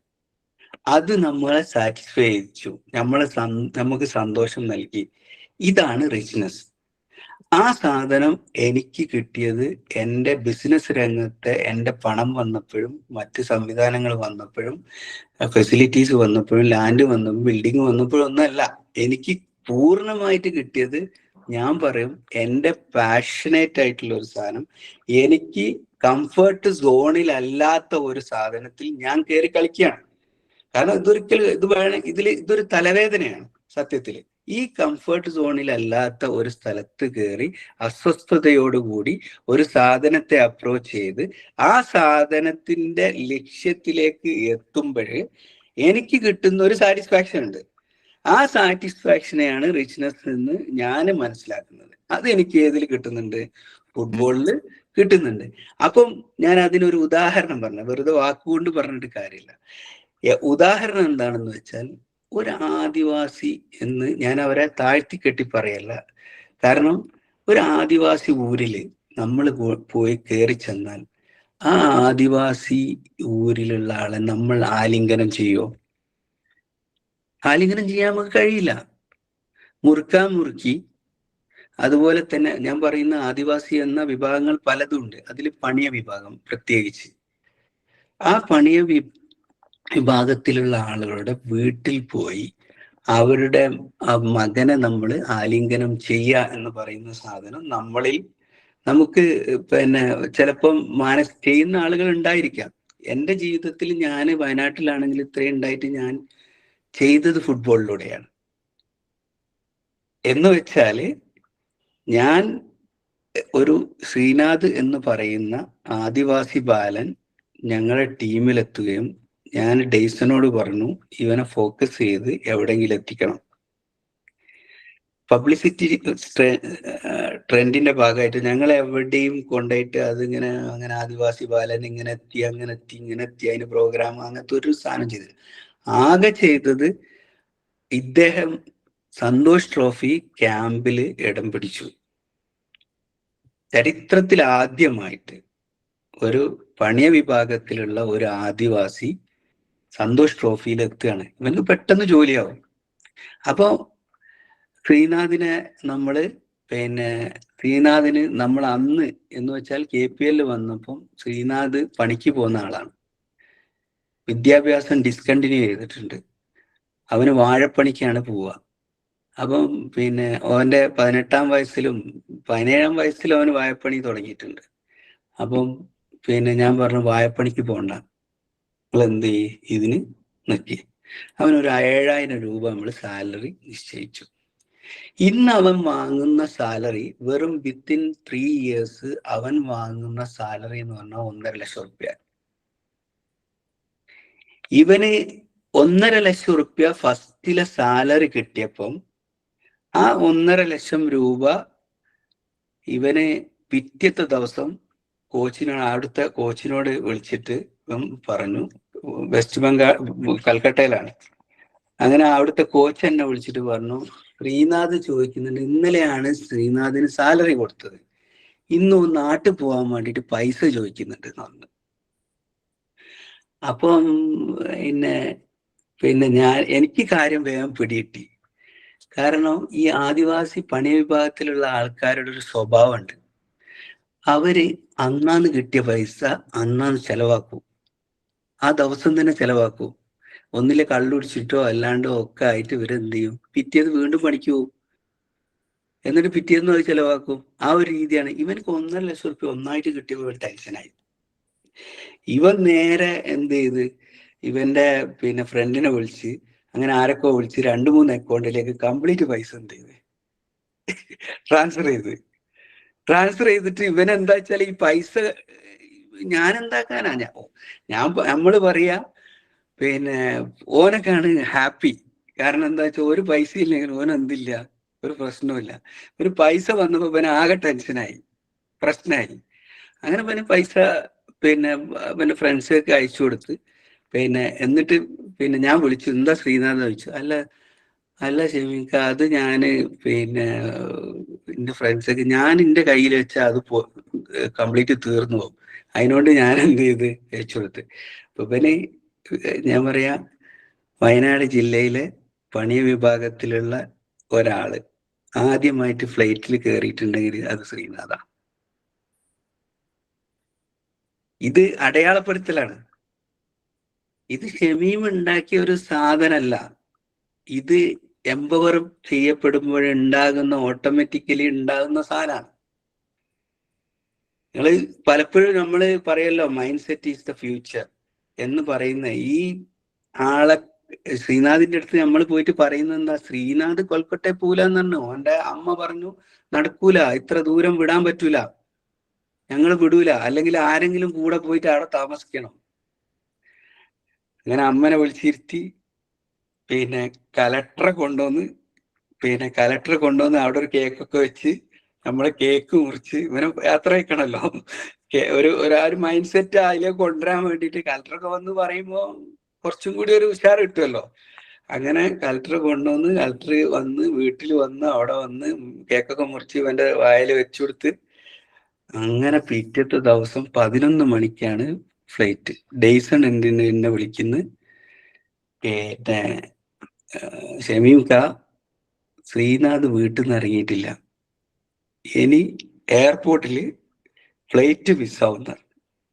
അപ്പൊ പിന്നെ ഞാൻ പറഞ്ഞു ഞാൻ വിളിച്ചു നോക്കാന്ന് പറഞ്ഞു. അങ്ങനെ ഞാൻ വീണ്ടും വിളിച്ച് അവന്റെ അമ്മനെ വിളിച്ച് വിടണം എന്ന് പറഞ്ഞു. നിർബന്ധം. അമ്മ പറഞ്ഞു വിടൂല. ശ്രീനാഥിനോട് ഞാൻ ചോദിച്ചു, ശ്രീനാഥിന് ഫോൺ എടുക്കുക. ശ്രീനാഥിനോട് ഞാൻ ചോദിച്ചു, ശ്രീനാഥ് എന്റെ ബാഗൊക്കെ നീ പിന്നെ റെഡിയാക്കി വെച്ചിട്ടുണ്ട്? ആ ഞാൻ റെഡിയാക്കി വെച്ചിട്ടുണ്ട്, ബാഗ് എടുക്കുക, പുറത്തിറങ്ങുന്ന പറഞ്ഞു. ഫോണിൽ തന്നെയാ. ഓട്ടോ പിടിക്കുന്ന പറഞ്ഞു. ഓട്ടോ പിടിച്ച് കൽപ്പറ്റ വരാൻ പറഞ്ഞു. ഞാൻ ഒരു കാറ് വേഗം കൊടുത്തു വിട്ടിട്ട് അവനെ വണ്ടിയിൽ കയറ്റി എയർപോർട്ടിലെത്തി. ഫ്ലൈറ്റ് മിസ്സായി. അങ്ങനെ പിന്നെ അടുത്ത ഫ്ലൈറ്റിന് നമ്മള് വീണ്ടും ടിക്കറ്റ് ചെയ്തിട്ട് അവന് പോയി. അവനിപ്പം അവിടെ ടോപ്പ് സ്കോററും അതുപോലെ തന്നെ അവർക്ക് ഏറ്റവും ഇഷ്ടപ്പെട്ട പ്ലെയറും ആയിട്ട് അവനെ അവിടെ ടീം മാറിയെന്നും അവിടെ അഡോപ്റ്റ് ചെയ്തു. ഇപ്പൊ നിങ്ങൾ കണ്ടാല് അവനൊരു ആദിവാസി പിന്നെ പണിയൻ വിഭാഗത്തിൽപ്പെട്ട ഒരാളാണെന്ന് പറയല്ല. അവന്റെ സ്റ്റൈലും അവന്റെ നടത്തവും അത് നമ്മൾ പറയല്ലോ, നമ്മളൊക്കെ ശുദ്ധ പ്രകൃതിയിലാണ് ജനിച്ചത്. പിന്നെ എന്താകാണ്, നമ്മുടെ സാഹചര്യങ്ങള് പല രീതിയിലേക്ക് ആളെ കൊണ്ടുപോവുകയാണ്. അത് എല്ലാവരുടെ അനുഭവത്തിൽ. നമ്മളിപ്പോ ഒരു നല്ലൊരു വീട്ടില് നല്ലൊരു സൗകര്യത്തിൽ ജനിച്ചു കഴിഞ്ഞാൽ സ്വാഭാവികമായിട്ടും നമ്മൾ ആ ലെവലിൽ ഇങ്ങനെ പോവല്ലോ. അപ്പൊ ഡോക്ടർമാരുടെ മക്കൾ ഡോക്ടറാവുന്നു. ഇതൊക്കെ ഈ മൈൻഡ് സെറ്റിന്റെ ഭാഗമായിട്ട് പോകുന്നതായിട്ടാണ് ഞാൻ മനസ്സിലാക്കുന്നത്. അപ്പോ ഇങ്ങനെ പോകുന്ന ഒരു എനർജിയിൽ നിന്ന് ആ എനർജിയെ അവരുടെ മൈൻഡ് സ്റ്റാറ്റസിനെ തിരിക്കുന്ന, അല്ലെങ്കിൽ നമ്മൾ പറയല്ലോ, ഒരു കുട്ടി വീണ് കഴിഞ്ഞാല് പിന്നെ അവന് ശ്വാസം തിരിച്ചു കിട്ടാൻ വേണ്ടി ഒരു അടി കൊടുത്താൽ അത് ശ്വാസം നേരാവും എന്ന് പറയില്ലേ, അതേപോലെ ആ മൈൻഡ് സെറ്റ് മാറ്റുന്ന പണിയാണ് നമ്മളിവിടെ ഫുട്ബോളിൽ ചെയ്തുകൊണ്ടിരിക്കുന്നത്. പിന്നീട് അത് ഞാൻ അവസാനിപ്പിക്കുകയാണ്, കുറച്ച് കൂടുതൽ സമയം എടുത്തു എന്ന് തോന്നുന്നു. അതുകൊണ്ട് പിന്നീട് അതിൻ്റെ വളർച്ച എന്ന് പറയുന്നത് ഓട്ടോമാറ്റിക് ആണ്. പിന്നെ ഞാൻ ഇവിടുത്തെ വയനാട് ജില്ലയിലെ ആളുകൾ തന്നെ എന്നെ തെരഞ്ഞെടുത്ത് കേരള ഫുട്ബോൾ അസോസിയേഷനിലേക്ക് വിടുന്നു. ഇതിനൊന്നും ഞാനൊരു എഫേർട്ടും എടുത്തിട്ടില്ല. നിങ്ങൾ നിൽക്കണം എന്ന് പറയുന്നു. റിസൾട്ട് ഉണ്ടാകുമ്പം ആളുകൾ വരും, ആളുകൾ പറയും നിങ്ങൾ അത് ചെയ്യണം. അതാണ് എംപവർമെന്റ്. നമ്മൾ ഉണ്ടാക്കുന്നതല്ല, സ്വന്തം ഉണ്ടാകുന്നതല്ല എംപവർമെന്റ്, വേറെ ആരോ തരുന്നതാണ്. ആ എംപവർമെന്റ് സത്യത്തിൽ എനിക്ക് നന്നായിട്ട് കിട്ടി. നിങ്ങൾ മോർ പവർ ടു യു എന്ന് പറയുന്ന സാധനം ബാക്കിയുള്ളവരെല്ലാരും കൂടി എന്ത് ചെയ്ത് പിന്നെ പറഞ്ഞു, ഇയാണ് ഉഷാറ്, ഈ മുന്നോട്ട് പോ എന്ന് ബാക്കിയുള്ളവർ ഇങ്ങനെ പറയുമ്പോൾ നമുക്ക് ഇതൊരു ആരാണല്ലോ. അപ്പൊ നമ്മൾ എന്ത് ചെയ്തു, കേഫയിലേക്ക് പോയതോടുകൂടി അവിടെ അതിന്റെ തലപ്പത്തിരിക്കുന്നത് നവാസ് മീരാനാണ്. നവാസ് മീരാനെ നേരത്തെ എനിക്ക് പരിചയമുണ്ട്. അപ്പം നവാസ് പിന്നെ KFA പ്രസിഡന്റാണ്. അപ്പൊ എന്നോട് പിന്നെ പല പദ്ധതികളും പറയുന്നു. അപ്പോൾ അങ്ങനെയാണ് സൂപ്പർ ലീഗ് കേരള എന്ന് പറയുന്ന ഒരു സംവിധാനത്തിലേക്ക് വരുന്നത്. അപ്പൊ ഞാന് പിന്നെ സൂപ്പർ ലീഗ് കേരള എന്ന് പറയുന്ന സംവിധാനം വന്നു, 6 ടീം വന്നു, അതിന് വേണ്ടി പണിയെടുത്തു. അവര് ടീം ഉണ്ടാക്കാൻ വേണ്ടിയിട്ടുള്ള പണി നവാസ്ക അങ്ങനെ പറഞ്ഞു, നീ ഒന്ന് മെനക്കെടണമെന്ന് പറഞ്ഞു. അങ്ങനെ കുറെ പ്രമുഖരായിട്ടുള്ള ആളുകളെ, വ്യവസായമല്ല, നമ്മൾ സക്സസ്ഫുൾ മാൻ എന്ന് പറയുന്ന ആളുകള്, അതിൽ പെട്ട ആളുകൾ IBS മാത്യു, പിന്നെ അതുപോലെ തന്നെ ഹസൻ കുഞ്ഞിക്ക കണ്ണൂരിൽ നിന്നുള്ള, അങ്ങനെയുള്ള കുറെ ആളുകൾ ഇതിലേക്ക് വന്നു. അപ്പം അവരൊക്കെ ഇതിന്റെ ലക്ഷ്യവും ഇതിന്റെ സംവിധാനവും ഇതുകൊണ്ടുണ്ടാകുന്ന ഗുണങ്ങളും നവാസ്ക അതിലെ നമ്മുടെ ഒരു സോഷ്യൽ കമ്മിറ്റ്മെന്റും കാര്യങ്ങളും ഒക്കെ വിശദീകരിച്ചു. അദ്ദേഹം നല്ലൊരു വിഷണറിയാണ് നവാസ് മീരാൻ. അപ്പം അതൊക്കെ കൂടി വന്നപ്പോൾ ഇത് നല്ലൊരു സംവിധാനമായി. നേരത്തെ പിന്നെ സുബദ്ക ഇവിടെ ഇൻട്രൊഡ്യൂസ് ചെയ്ത പൃഥ്വിരാജ് ഒരിക്കലും അംബാസഡർ അല്ല, അദ്ദേഹം 40% സ്റ്റേക്ക് ഹോൾഡറാണ് ഫോസ കൊച്ചിയുടെ. അത് എന്താന്ന് വെച്ചാല് ഞാൻ പറഞ്ഞുതരാം. ഒരു ഫിലിം ഫീൽഡിലുള്ള ആള് സാധാരണഗതിയിൽ സെലിബ്രിറ്റി എന്നുള്ള ഒരു ആംഗിളിലാണ് വരിക. അത് പിന്നെ അദ്ദേഹം ഇതിന് ഇൻവെസ്റ്റ് ചെയ്യാനൊന്നും നിൽക്കൂല. അവരെന്താ ചെയ്യാന്ന് വെച്ചാൽ അംബാസഡർ, ഇപ്പൊ ബൈസില് പിന്നെ കാലിക്കറ്റ് FC അംബാസഡറാണ്. അതുപോലെ തന്നെ ആസിഫ് അലി കണ്ണൂര് FC അംബാസഡറാണ്. പക്ഷെ പൃഥ്വിരാജ് പറഞ്ഞത് എനിക്ക് ഇത് ഒരവസരമാണ്. ഞങ്ങൾ പറഞ്ഞു, ഞാൻ അദ്ദേഹത്തോട് പറഞ്ഞു, KFA എക്സിക്യൂട്ടീവ് എന്നുള്ള നിലയ്ക്ക് ഞാൻ നിങ്ങളോട് പറയാണ്, നിങ്ങളെപ്പോലത്തെ ആളുകൾ ഫുട്ബോളിലേക്ക് ഇൻവെസ്റ്റ് ചെയ്യാൻ വന്നത് അപ്രീഷിയേറ്റ് ചെയ്യേണ്ട സംഗതിയാണെന്ന് അദ്ദേഹത്തോട് പറഞ്ഞപ്പോൾ അദ്ദേഹം പറഞ്ഞ ഒരു വാക്കുണ്ട്. അത് പിന്നെ ഷമീമ, ഇത് എനിക്ക് നിങ്ങൾ നൽകിയ ഒരു ഓപ്പർച്യൂണിറ്റി ആയിട്ടാണ് ഞാൻ കാണുന്നത്, ജനങ്ങളെ സേവിക്കാൻ എന്ന വാക്ക്. അദ്ദേഹം ഭയങ്കര എത്തിക്സും ആ ഒരു സ്ഥലത്തിലൊക്കെ പോകുന്ന മനുഷ്യനാണ്, അതിൽ ഫോക്കസ് ചെയ്യുന്ന ആളാണ്. അതേപോലെ തന്നെ മറ്റൊരു സാധനം അദ്ദേഹത്തിൽ നിന്നുണ്ടായ എക്സ്പീരിയൻസ് ആണ്. ഞാൻ ഈ ഫോസ കൊച്ചിക്ക് കളിക്കാൻ വേണ്ടി ശ്രീനാഥിനെ കൊണ്ടുവന്നു. അപ്പം ഞാൻ ശ്രീനാഥിനെ കൊണ്ടുവന്നു പറഞ്ഞപ്പോൾ പത്രക്കാര്, മീഡിയ പേഴ്സൺസ് പിന്നെ ശ്രീനാഥിനെ കുറിച്ചിട്ട് എഴുതാൻ വേണ്ടിയിട്ട് വിളിച്ച സമയത്ത് ഞാൻ പൃഥ്വിനോട് പറഞ്ഞു, ഇങ്ങനെ മീഡിയ പേഴ്സൺ ശ്രീനാഥിന്റെ കാര്യങ്ങൾ പറയുന്നു. അപ്പൊ എന്നോട് പറഞ്ഞു, ശ്രീനാഥ് എന്ന വ്യക്തിയെ ട്രൈബൽ എന്ന് പറഞ്ഞ് നിങ്ങൾ മാർക്കറ്റ് ചെയ്യരുത്. അദ്ദേഹം പറഞ്ഞ ഒരു സാധനമാണ്. അദ്ദേഹത്തിന്റെ പെർഫോമൻസ് ആണ് നമ്മൾ എന്ത് ചെയ്യേണ്ടത്, മാർക്കറ്റ് ചെയ്യേണ്ടത്. അല്ലാതെ ആ പണിക്ക് നമ്മളെ ടീം നിൽക്കാനേ പാടില്ല. അദ്ദേഹം സാധാരണ പോലെ ഒരു മനുഷ്യനാണ്. അതിനൊരു പ്രത്യേക ഇതായിട്ട് എന്ത് ചെയ്യരുത്, അതിനെ കൊണ്ടുവരും. നല്ലൊരു സാധനമായിട്ട് തോന്നിയ ഒരു സാധനമാണ്. മൂപ്പരുടെമായിട്ടുള്ള ഷെയറിങ്ങിൽ അല്ലെങ്കിൽ മൂപ്പരായിട്ടുള്ള എക്സ്പീരിയൻസിൽ എനിക്ക് കിട്ടിയ ഒരു സാധനമായിട്ട് ഞാൻ മനസ്സിലാക്കുന്നത്. അപ്പം പിന്നെ ഒരു സാധനത്തെ നമുക്ക് നന്നായിട്ടും കൊണ്ടു നടക്കാം. ആ നന്നായിട്ട് കൊണ്ടെടുക്കണമെങ്കിൽ ശക്തമായൊരു വിഷനും നല്ലൊരു ഗോളും നന്മയും അതിലുണ്ടാവണം. മറ്റാർക്കോ ഒരു റിസൾട്ട് കിട്ടുന്ന ഒരു സാധനം ഉണ്ടാവണം. എന്നാൽ മാത്രമേ ഇതൊക്കെ ശരിയാവുള്ളൂ. അതിലാണ് നമുക്ക് കിട്ടുന്ന സാറ്റിസ്ഫാക്ഷൻ. മറ്റുള്ളവർ സന്തോഷിക്കുമ്പോൾ നമുക്ക് എന്ത് കിട്ടണം. ഞാൻ അവസാനിപ്പിക്കുകയാണ്. പിന്നെ ഇതൊരു പെട്ടെന്ന് ഇങ്ങനെ വിചാരിക്കാണ്ട് വന്നൊരു സാധനമാണ്. അപ്പം പിന്നെ ഞാൻ വൈഫിനോട് പറഞ്ഞു, ഇങ്ങനെ ഒരു സാധനം ഉണ്ട് എന്ന് പറഞ്ഞു. അപ്പൊ മോള് കേട്ടപ്പോൾ മോള് പറഞ്ഞു, പാപ്പ നിങ്ങൾ ഒന്നും പ്രിപ്പയർ ചെയ്യേണ്ടിയില്ല, കാരണം നിങ്ങളിപ്പോ രാവിലെ എണീച്ചാൽ എന്താണോ നടക്കുന്നത് അതെങ്ങനെ വെറുതെ പറഞ്ഞാൽ മതി, പിന്നെ വേറൊന്നും പറയേണ്ടിയില്ല പിന്നെ എന്ന് പറഞ്ഞു. അപ്പോൾ അവരാണ് രാവിലെ എണീച്ച് കഴിഞ്ഞാൽ എൻ്റെ തൊട്ടടുത്താണ് സഹാറ ഭാരത്. അവിടെ 147ഓളം കുട്ടികളുണ്ട്, ഡിസബിലിറ്റി കെയറുമായി ബന്ധപ്പെട്ടിട്ടുള്ള കുട്ടികൾ. അപ്പോൾ അവരടുത്ത് നമ്മൾ പോയി ഇന്ററാക്ട് ചെയ്യുന്ന സുഖം വേറൊരു സ്ഥലത്ത് പോയാൽ നമുക്ക് ചിലപ്പോൾ കിട്ടൂല. അപ്പം പിന്നെ ദൈവാനുഗ്രഹമായിരിക്കും. കാരണം തൊട്ടടുത്ത് തന്നെ ഇങ്ങനെ ഒരു സാധനം വന്ന് വീടിന്റെ 200 മീറ്റർ അപ്പുറത്ത് വലിയൊരു പ്രൊജക്റ്റ് വരുന്നു. അത് തണലും വയനാട് മുസ്ലിം ഓർഫനേജും കൂടി ജോയിന്റ് വെഞ്ചർ ആയിട്ടുള്ള പ്രൊജക്റ്റാണ്. നിങ്ങളുടെ ഈ ഗ്രൂപ്പിലുള്ള പലരും അവിടെ വിസിറ്റ് ചെയ്തിട്ടുണ്ട്. ഈ സന്ദർഭത്തിൽ എല്ലാവരെയും അവിടേക്ക് പിന്നെ ക്ഷണിക്കുകയാണ്. നിങ്ങൾ നേരത്തെ പറഞ്ഞാൽ അതിനനുസരിച്ച് നമ്മൾ അറേഞ്ച് ചെയ്യാം. ഇനി നിങ്ങൾക്ക് ബസ് പറഞ്ഞേക്കാം, വയനാട് യുണൈറ്റഡ് FC ബസ് ഉണ്ട്, അത് വേണമെങ്കിൽ അങ്ങോട്ട് പറഞ്ഞേക്കാം. നിങ്ങൾ തയ്യാറാണെങ്കിൽ പിന്നെ നിങ്ങൾ വരി, കാണി, ഇന്ററാക്ട് ചെയ്യ്. ഈ കിട്ടുന്ന സുഖം വേറെ ഒന്നിലും കിട്ടൂല എന്നാണ് ഞാൻ മനസ്സിലാക്കുന്നത്. ഞാൻ അവസാനിപ്പിക്കുകയാണ്. നമസ്കാരം, നന്ദി. വളരെ നന്ദി ഷമീം ബക്കർ. സിക്കാറിനെ ക്ഷണിക്കുന്നത്. വളരെ പവർഫുൾ ആയിട്ടുള്ളൊരു സ്വപ്നം നെയ്തെടുത്ത ഒരാളുടെ ടോക്കാണ് നമ്മൾ കേട്ടിട്ടുള്ളത്. ഞാൻ ഫോർസ കൊച്ചിയുടെ വെബ്സൈറ്റ് ഒക്കെ ഈ പറയുന്ന സമയത്ത് ഞാനിങ്ങനെ നോക്കുമായിരുന്നു. അപ്പം അദ്ദേഹത്തിന്റെ ഒരു ശ്രമഫലമായിട്ട് അത്തരത്തിലൊരു ക്ലബ്ബ് രൂപീകരിക്കാനായിട്ട് സാധിച്ചു. ശ്രീനാഥിനെ പോലെയുള്ള ഒരാളെ ഡെവലപ്പ് ചെയ്ത് ലോകത്തിന്റെ നെറുകയിലേക്ക് കൊണ്ടുവരാനായിട്ട് സാധിച്ചു. അപ്പൊ അദ്ദേഹത്തിന്റെ ആ കുഴിച്ചുകൂടിയ സ്വപ്നം അദ്ദേഹം യാഥാർത്ഥ്യമാക്കിയെടുത്തിന്റെ യാത്രാ വഴികളാണ് അദ്ദേഹം നമ്മളോട് പങ്കുവച്ചിട്ടുള്ളത്. അപ്പൊ അദ്ദേഹത്തിന്റെ ഇച്ഛാശക്തിയും മനഃശക്തിയും അദ്ദേഹത്തിന്റെ പാഷനും നമ്മൾ എങ്ങനെയാണെന്നുള്ളത് കണ്ടു. ഇത് നമുക്ക് തീർച്ചയായിട്ടും ഷമീം ബക്കർ സാറിൽ നിന്നും നമ്മുടെ ജീവിതത്തിലേക്ക് നമുക്ക് പകർത്താനുള്ള കാര്യങ്ങളാണ് അദ്ദേഹം പറഞ്ഞത്. അതായത് അദ്ദേഹത്തിന്റെ ലൈഫാണ്, അദ്ദേഹം എക്സ്പീരിയൻസ് ആണ് പറഞ്ഞിരിക്കുന്നത്, മറ്റൊരാളുടെ കാര്യമൊന്നും അല്ല അദ്ദേഹം പറഞ്ഞിരിക്കുന്നത്. അപ്പൊ ഇതുപോലെ നമുക്ക് എല്ലാവർക്കും സ്വപ്നങ്ങൾ ഉണ്ടാവും. ആരും കുഴിച്ചു മൂടരുത്. സമൂഹമോ വീട്ടുകാരൊക്കെ കുഴിച്ചു മൂടാൻ നോക്കിക്കഴിഞ്ഞാലും നമ്മളത് എന്ത് ചെയ്യരുത്, കുഴിച്ചു മൂടരുത്.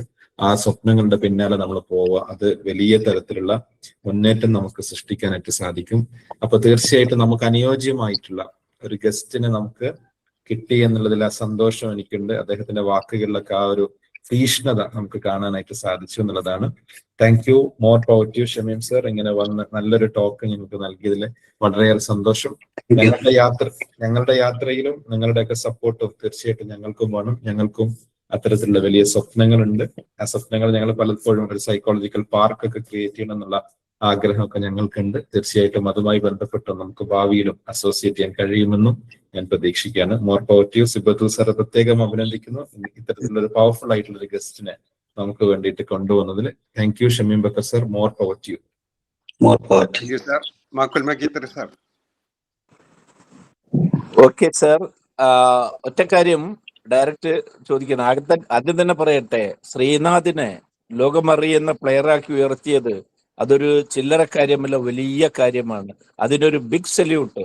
അതോടൊപ്പം ഒരു കാര്യം, ഇന്ന് യുവതലമുറ സിന്തറ്റിക് ഡ്രങ്ക്സിന്റെ പിന്നാലെ വല്ലാതെ നമ്മുടെ സമൂഹം, സൊസൈറ്റി അതില് ബുദ്ധിമുട്ടുന്നുണ്ട്. അപ്പോ അതിനൊരു പരിഹാരമാണ്. ഓക്കെ, ഞാൻ പറഞ്ഞത് ശ്രീനാഥിനെ വാനോളം ഉയർത്തിയത് അതിനൊരു ബിഗ് സല്യൂട്ട് നൽകുകയാണ്. അതോടൊപ്പം പ്രധാനപ്പെട്ട ഒരു ചോദ്യം, ഒരു ആശയവിനിമയം നടത്താനുള്ളത്, ഇന്ന് സമൂഹം ഏറ്റവും കൂടുതൽ പ്രയാസപ്പെടുന്നത് യുവതലമുറ സിന്തറ്റിക് ഡ്രിങ്ക്സിന്റെ അടിമപ്പെടുന്നു എന്നുള്ളതാണ്. ഹൈസ്കൂൾ തലം മുതൽ കോളേജ് തലങ്ങളിലൊക്കെ വിശദീകരിക്കേണ്ടതില്ല. അപ്പോ അതിന് ഒരു പരിഹാരമാണ് സ്പോർട്സ് ലഹരി. അതെന്തുകൊണ്ട് സമൂഹം വേണ്ട രൂപത്തിൽ ഉൾക്കൊള്ളുന്നില്ല എന്നുള്ളത് സാറ് മനസ്സിലാക്കിയിട്ടുണ്ടോ? അതിനുള്ള ബോധവൽക്കരണത്തെ പറ്റി ചിന്തിച്ചിട്ടുണ്ടോ? അത് നിങ്ങൾ മാത്രമല്ല ചെയ്യേണ്ടത്, സൊസൈറ്റിയാണ്. എന്നാലും അതിനെപ്പറ്റി ഫ്യൂ വേർഡ്സ് പ്ലീസ്. ഞങ്ങള് ഇതുമായി ബന്ധപ്പെട്ടുകൊണ്ട് 2500 കുട്ടികളെ പങ്കെടുപ്പിച്ചുകൊണ്ട് എല്ലാ വർഷവും അതിന്റെ സ്ലോഗൻ തന്നെ kick the ball kick out drug എന്നാണ്. ആ പരിപാടി ഇപ്പൊ യുവ കപ്പ് 2 സീസൺ കഴിഞ്ഞു. അതിൽ നമ്മൾ ഫോക്കസ് ചെയ്യുന്നത് +2 ഹൈസ്കൂൾ വിഭാഗത്തിലെ കുട്ടികളെയാണ്. അത് ഹോം ആൻഡ് അവേ മാച്ചുകൾ നടത്തിക്കൊണ്ട് വയനാട് ജില്ല മാത്രമാണ് നമ്മളിപ്പം കേന്ദ്രീകരിച്ചിട്ടുള്ളത്. അതിൽ ഓരോ വർഷവും 2500ഓളം കുട്ടികൾ എന്ത് ചെയ്യും, പന്ത് തട്ടാൻ വരും. അതൊരു വിപുലമായ പരിപാടിയാണ്. വലിയ അതിന്റെ ബഡ്ജറ്റ് എന്ന് പറഞ്ഞാൽ അറൗണ്ട് 40 lakhs ബഡ്ജറ്റ് വരുന്ന ഒരു പ്രൊജക്റ്റാണ് ഓരോ വർഷവും. അപ്പൊ നമ്മൾ അതിന് CSR ഫണ്ടുകൾ പല കമ്പനികളും തന്നുകൊണ്ടാണ് അത് മുന്നോട്ട് പോകുന്നത്. അത് എറണാകുളം ബേസ് ചെയ്തിട്ടുള്ള കമ്പനികൾ നമ്മളെ സപ്പോർട്ട് ചെയ്തിട്ടുണ്ട്, V-Guard സപ്പോർട്ട് ചെയ്തിട്ടുണ്ട്. അങ്ങനെ പല കമ്പനികളും ഇതുമായി ബന്ധപ്പെട്ടുകൊണ്ട് നമ്മളെ സപ്പോർട്ട് ചെയ്യുകയും നമ്മൾ അങ്ങനെ ഒരു പദ്ധതിയായിട്ട് മുന്നോട്ട് പോകും. അതിന്റെ ഒരു പ്രത്യേകത എന്താന്ന് വെച്ചാൽ, ദൈവാനുഗ്രഹത്താല് നമ്മള് ഓരോന്നിങ്ങനെ റെഡിയായി വരുമല്ലോ. അത് സാന്ദർഭികമായിട്ട് വീണ്ടും പറയാണ്, ഓട്ടോമാറ്റിക്കലി ഓരോ സാധനം വരും. ഇത് ഗവൺമെന്റ് തന്നെ നേരിട്ട് നമ്മുടെ DDക്ക് ഈ പദ്ധതി നടപ്പിലാക്കാൻ വേണ്ടിയിട്ടുള്ള സർക്കുലർ അയക്കുകയും, കാരണം സ്കൂളുകളിൽ കയറി ചെല്ലാൻ കഴിയില്ലല്ലോ വയനാട് യുണൈറ്റഡ് സി പോലത്തെ ഒരു ക്ലബിന്, നേരിട്ട് DDക്ക് അയക്കുകയും DO ഓഫീസിൽ നിന്ന് ഇതിന്റെ സംവിധാനത്തിൽ എല്ലാ HMമാർക്കും പ്രിൻസിപ്പാൾമാർക്കും ലെറ്റർ പോയി. വയനാട് യുണൈറ്റഡ് FC നടത്തുന്ന യുവ കപ്പിൽ ഓരോ സ്കൂളും പങ്കെടുക്കണമെന്ന്. എനിക്ക് തോന്നുന്നില്ല കേരളത്തിന്റെ ചരിത്രത്തിൽ ഇങ്ങനൊരു സാധനം, ഇങ്ങനൊരു സപ്പോർട്ട് കിട്ടിയും കൊണ്ട് ഒരു പരിപാടി നടക്കുന്നത്. ഗവൺമെന്റ് അല്ലാത്ത ഒരു തേർഡ് പാർട്ടി വന്നിട്ട് ചെയ്യുന്ന ഒരു പരിപാടി. അങ്ങനെ ഒരു സാധനം നടക്കുകയും ജില്ലാ പഞ്ചായത്തും അതുപോലെ തന്നെ സ്പോർട്സ് കൗൺസിലും ഡിസ്ട്രിക്ട് ഫുട്ബോൾ അസോസിയേഷനും സംയുക്തമായിട്ട് നടക്കുന്ന ഒരു പരിപാടിയായിട്ട് ഇതിനെ ജനകീയവൽക്കരിച്ചു. ആ പരിപാടി ഇപ്പം വളരെ ഭംഗിയായിട്ട് എന്ത് ചെയ്യുന്നുണ്ട്, നടക്കുന്നുണ്ട്. അതിലെ മെയിൻ ശ്ലോകം ഇതാണ്. അതുമായി ബന്ധപ്പെട്ട് നമ്മൾ ഫ്ലാഷ് മോബ്സ് കുട്ടികളെ കൊണ്ട് ചെയ്യിക്കും. അതിനൊരു സ്ട്രക്ചർ ഉണ്ട്, നല്ല സിസ്റ്റമാറ്റിക് ആയിട്ടുള്ള. അതുപോലെ തന്നെ അതിൽ വരുന്ന സൂപ്പർ 8 വരുന്ന എല്ലാ ടീമുകൾക്കും ജേഴ്സിയും അതുപോലെ കിറ്റും എല്ലാം ഫ്രീ ആയിട്ട് നമ്മൾ എന്ത് ചെയ്യും, കൊടുക്കും. ആ ടീമിൽ അങ്ങനെ വന്ന ഫുട്ബോള് ആ ടൂർണമെന്റ് നടത്തിയത് കൊണ്ട് മാത്രം യങ് ബ്ലാസ്റ്റേഴ്സിന്റെ ജൂനിയർ ടീമിൽ നമ്മളെ വയനാട് ജില്ലയിൽ നിന്നുള്ള ആളുകളുണ്ട്. പിന്നെ ശ്രീനിധിയില്, പിന്നെ ഹൈദരാബാദിലെ FC ജൂനിയർ ടീമില് നമ്മുടെ ആളുകളുണ്ട്. ഈ യുവാ കപ്പിൽ നിന്ന് വന്ന കുട്ടികളാണ് അതൊക്കെ. അപ്പോൾ അതൊക്കെ പിന്നെ വേറൊരു യാഥാർത്ഥ്യം എന്താ വെച്ചാൽ അത്രക്ക് പാവപ്പെട്ട കുട്ടികളാണ് പലരും ഇതിൽ ഉള്ളത് എന്നുള്ളതാണ്. കാരണം ഓരോരുത്തരുടെ വീട്ടില് നമ്മള് PROs പോയി കഴിഞ്ഞാൽ ചിലപ്പം ആ വീട്ടിലെ സ്ഥിതിയൊക്കെ വളരെ ദയനീയമാണ്. അതിലേക്ക് കടക്കുന്നില്ല. അപ്പം ഇങ്ങനെയുള്ള സംഗതികൾ ഇതൊരു ടൂളാണ് സത്യത്തില്. നമുക്ക് കൂടുതൽ ആളുകളെ എംപവർ ചെയ്യാൻ പറ്റുന്ന ഒരു ടൂള് പോലെ ആയിട്ടുണ്ട് ഈ സാധനം. Okay, thank you sir. Jyoti madam ഉണ്ടോ?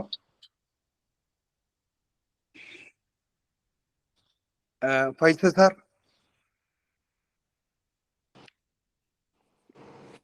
ഹലോ, അസ്സാം വലൈക്കും. പിന്നെ വളരെ താങ്ക്സ് ഉണ്ട്. നമ്മളെ ഈ 200ാമത്തെ ദിവസത്തെ, അതായത് 2 വർഷമായിട്ടുള്ള, ഞാൻ ഇതിന്റെ കൂടെ ഏകദേശം 1 വർഷത്തോളമായി. നമ്മൾ ദിവസം രാവിലെ കേൾക്കുന്ന ഒരു വേർഡാണ് രാജി സാറിന്റെ അടുത്ത് നിന്ന്, ലോ ഓഫ് അട്രാക്ഷൻ. അപ്പൊ ഇന്നലത്തെ ഈവനിങ്ങിൽ ഒരു ക്ലാസ്സിൽ രാജി സാർ പറഞ്ഞത് ആക്ഷൻ എടുക്കുക. നിങ്ങളത് ഇന്ന് നേരിട്ട് കണ്ടതാണ് ഷമീം സാറിലൂടെ എങ്ങനെയാണ് ഇതിങ്ങനെ പോയെന്നുള്ളത്. അതിന്റെ കൂടെ ഇന്ന് ഷമീം സാറിന്റെ ഒരു വേർഡും കൂടി ഞാൻ ശ്രദ്ധിക്കപ്പെട്ടു. അത് വിഷൻ, ഗോൾഡ്, ആക്ഷൻ. അതിലൂടെ നന്മ, അതാണ് വലിയൊരു പോയിന്റ് ആയിട്ട് എനിക്ക് തോന്നിയത്. ആ നന്മയും കൂടി ഉള്ളത് കൊണ്ടാണ് ഈ ഒരു ആക്ഷൻ പെട്ടെന്ന് അങ്ങ് പടർന്ന് പന്തലിച്ചത്. അപ്പൊ സാർ ഇതിന് മുന്നേ ഇങ്ങനെ ഈ ലോ ഓഫ് അട്രാക്ഷനും പിന്നെ ഈ വിഷനും കാര്യങ്ങളൊക്കെ പഠിച്ചിട്ടുണ്ടോ? അല്ല ഇതിങ്ങനെ വഴിയാ വന്നതാണോ? അതൊക്കെ ഭയങ്കരമായിട്ടൊരു മോട്ടിവേഷൻ ക്ലാസ്, മോട്ടിവേഷൻ സ്പീക്കറും കൂടി ആയിട്ട് എനിക്ക് തോന്നുന്നു.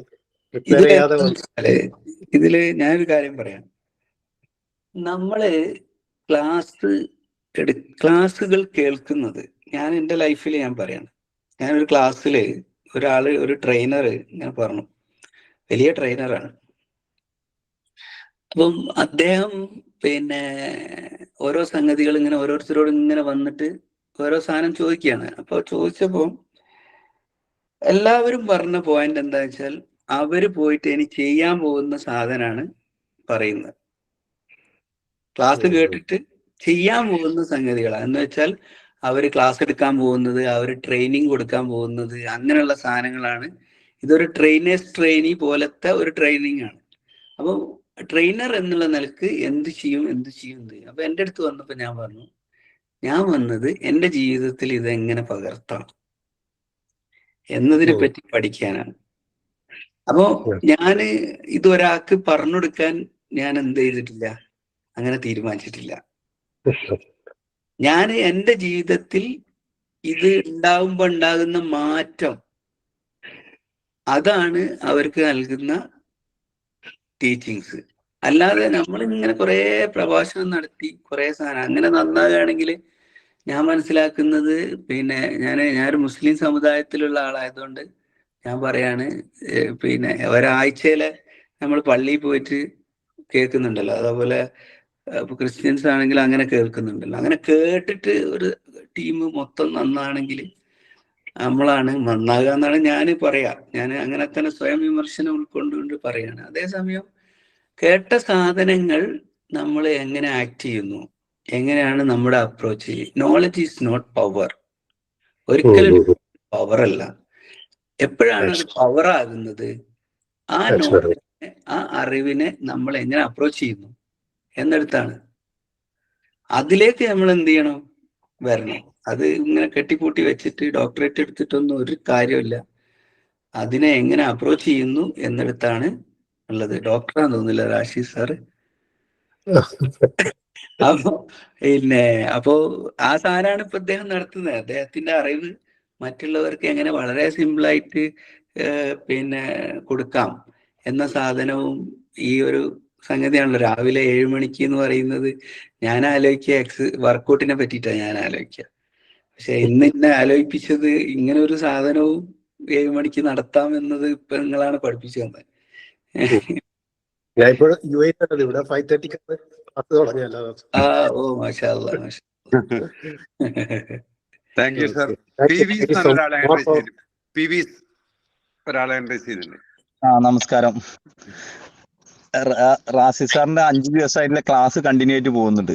അതിൽ പറഞ്ഞ സംഗതിയാണ് സാറിന്ന് കംപ്ലീറ്റ് ഇന്ന് ചെയ്ത്. അതായത് നമുക്കൊരു ആഗ്രഹങ്ങൾ ഉണ്ടെങ്കിൽ അത് എങ്ങനെ എന്തെന്നൊന്നും ആലോചിക്കേണ്ട റാസു സാർ എപ്പോഴും അതാണ് ചെയ്യുക. അതാണ് ഷമീം സാർ ഇപ്പൊ ചെയ്തത്. പ്രത്യേകിച്ചും ആ ഭൂമി എടുത്തില്ല സ്ഥലം, അന്ന് തന്നെ ഭൂമി വേണോ ചോദിച്ച് അന്ന് തന്നെ അഡ്വാൻസും കൊടുത്ത്. ആക്ഷനിലാണ് കാര്യം മൊത്തത്തില്.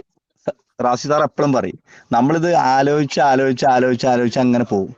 ആക്ഷൻ എടുത്താലേ അതിന്റെ വിജയം ഉണ്ടാവുള്ളൂ. അതാണ് സാറിന്റെ മൊത്തത്തില്. സാറിന്റെ കാര്യങ്ങൾ സംസാരിക്കുകയാണെങ്കിൽ ഒരുപാട് ടൈം ഉണ്ട്, പക്ഷെ ഞാൻ കൂടുതലൊന്നും സംസാരിക്കുന്നില്ല. ഓക്കെ, എല്ലാവർക്കും നന്ദി, നമസ്കാരം. Okay, thank you sir. ഇനി അടുത്ത ആരാണ് റാഷിദ് സാർ? ഇനി ആർക്കെങ്കിലും ചോദ്യങ്ങൾ എന്തെങ്കിലും ഷമീം സാറിനോട് ചോദിക്കണമെങ്കിൽ പ്രവാസികളെ സാർ, ഗുഡ് മോർണിംഗ്. സുനബി മാഡം പറയൂ. ഈ പ്രവാസികള് ഒരു കഷ്ടപ്പെട്ട വിഭാഗം. അവരൊരു പ്ലാൻ ഇട്ട് 40-ാം വയസ്സിൽ വരും എന്നൊക്കെ പറയുമ്പോ അതിന്റെ ഒരു ആത്മവിശ്വാസം ഞാനിങ്ങനെ ആലോചിച്ചു പോവുകയാണ്. നാളത്തെ കാര്യം ഉറപ്പില്ലാത്ത പ്രവാസിയാണല്ലോ അത്. 40-ാം വയസ്സിൽ വരും, ഇങ്ങനെ ചെയ്യും എന്നൊക്കെ പറയുമ്പോഴേക്കും ഒരു തിരിക്കുകയാണ്. പിന്നെ വേറെ ഒന്ന്, ആ സ്ഥലം വാങ്ങിയതൊക്കെ വേറെ ആരാണ് സാറിന്റെ സ്ഥാനത്തുണ്ടെങ്കിൽ വലിച്ചെറിഞ്ഞു പോവുമായിരുന്നു.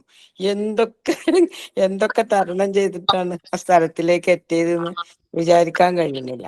പിന്നെ എന്തിനും എതിരാണല്ലോ, അതും പ്രത്യേകിച്ച് പ്രവാസി എന്തെങ്കിലും തൊട്ടിനെങ്കിൽ ഒരു അസൂയ കലർന്ന മെന്റാലിറ്റിയോടെ എല്ലാവരും നോക്കും. അപ്പോ അതിൽ നിന്ന് അതിജീവിക്കുക എന്ന് പറഞ്ഞാൽ ചില്ലറ കാര്യമല്ല. അത് ജീവിച്ചവർക്കേ അത് മനസ്സിലാവുള്ളൂ. അപ്പൊ എനിക്ക് ഒരുപാട് സന്തോഷം തോന്നി. സാറിന്റെ അനുഭവങ്ങൾ ഓരോന്നും റിയലായിട്ട് ഫീൽ ചെയ്യുന്നുണ്ട്.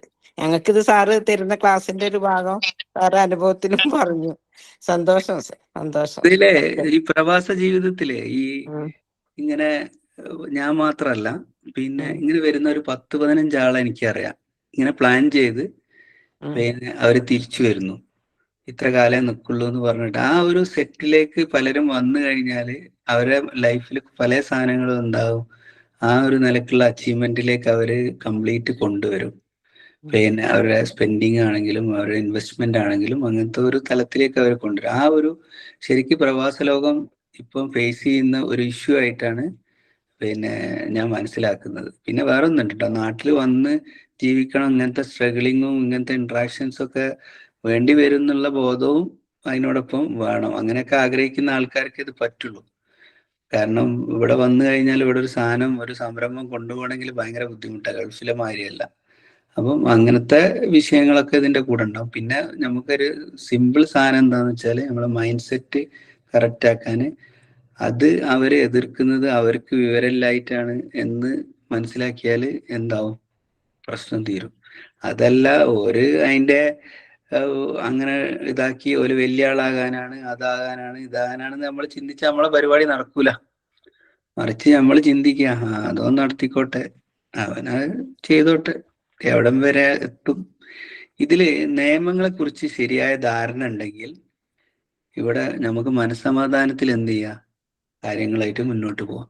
ഇതൊരു വലിയൊരു സാധനമാണ്. നമ്മുടെ നാട്ടിൽ നമ്മളെ നിയമങ്ങളെ കുറിച്ച് ശരിക്ക് ബോധം വേണം. നമ്മൾ വിചാരിക്കും പഞ്ചായത്ത് എന്ന് പറയുന്ന സാധനമാണ് എല്ലാം നമുക്ക് അപ്രൂവൽ തരുന്ന സാധനം എന്ന്. ഒരിക്കലും അല്ല.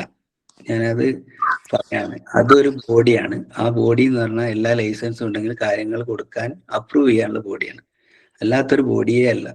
നമ്മൾ അവിടെയാണല്ലോ തുടങ്ങുക. അപ്പത്തേക്ക് വിചാരിക്കും ഇതെന്തോ ഒരു വലിയ അധികാരമുള്ള ഒരു ടീമാണെന്ന് നമ്മൾ മനസ്സിലാക്കി കഴിഞ്ഞാൽ നമുക്കൊരു സാധനം മുന്നോട്ട് പോകില്ല. അങ്ങനെ ഒരു സാധനം ഇല്ല. ഇന്ന് ആദ്യം മനസ്സിലാക്കുക, പഞ്ചായത്ത് എന്ന് പറഞ്ഞാൽ ഒരു ബോഡിയാണ്. ആ ബോഡിയിൽ മെമ്പേഴ്സിനും പിന്നെ പ്രസിഡന്റിനൊക്കെ ലിമിറ്റഡ് അധികാരമുള്ളൂ. സെക്രട്ടറിക്കാണ് അവിടെ അധികാരം.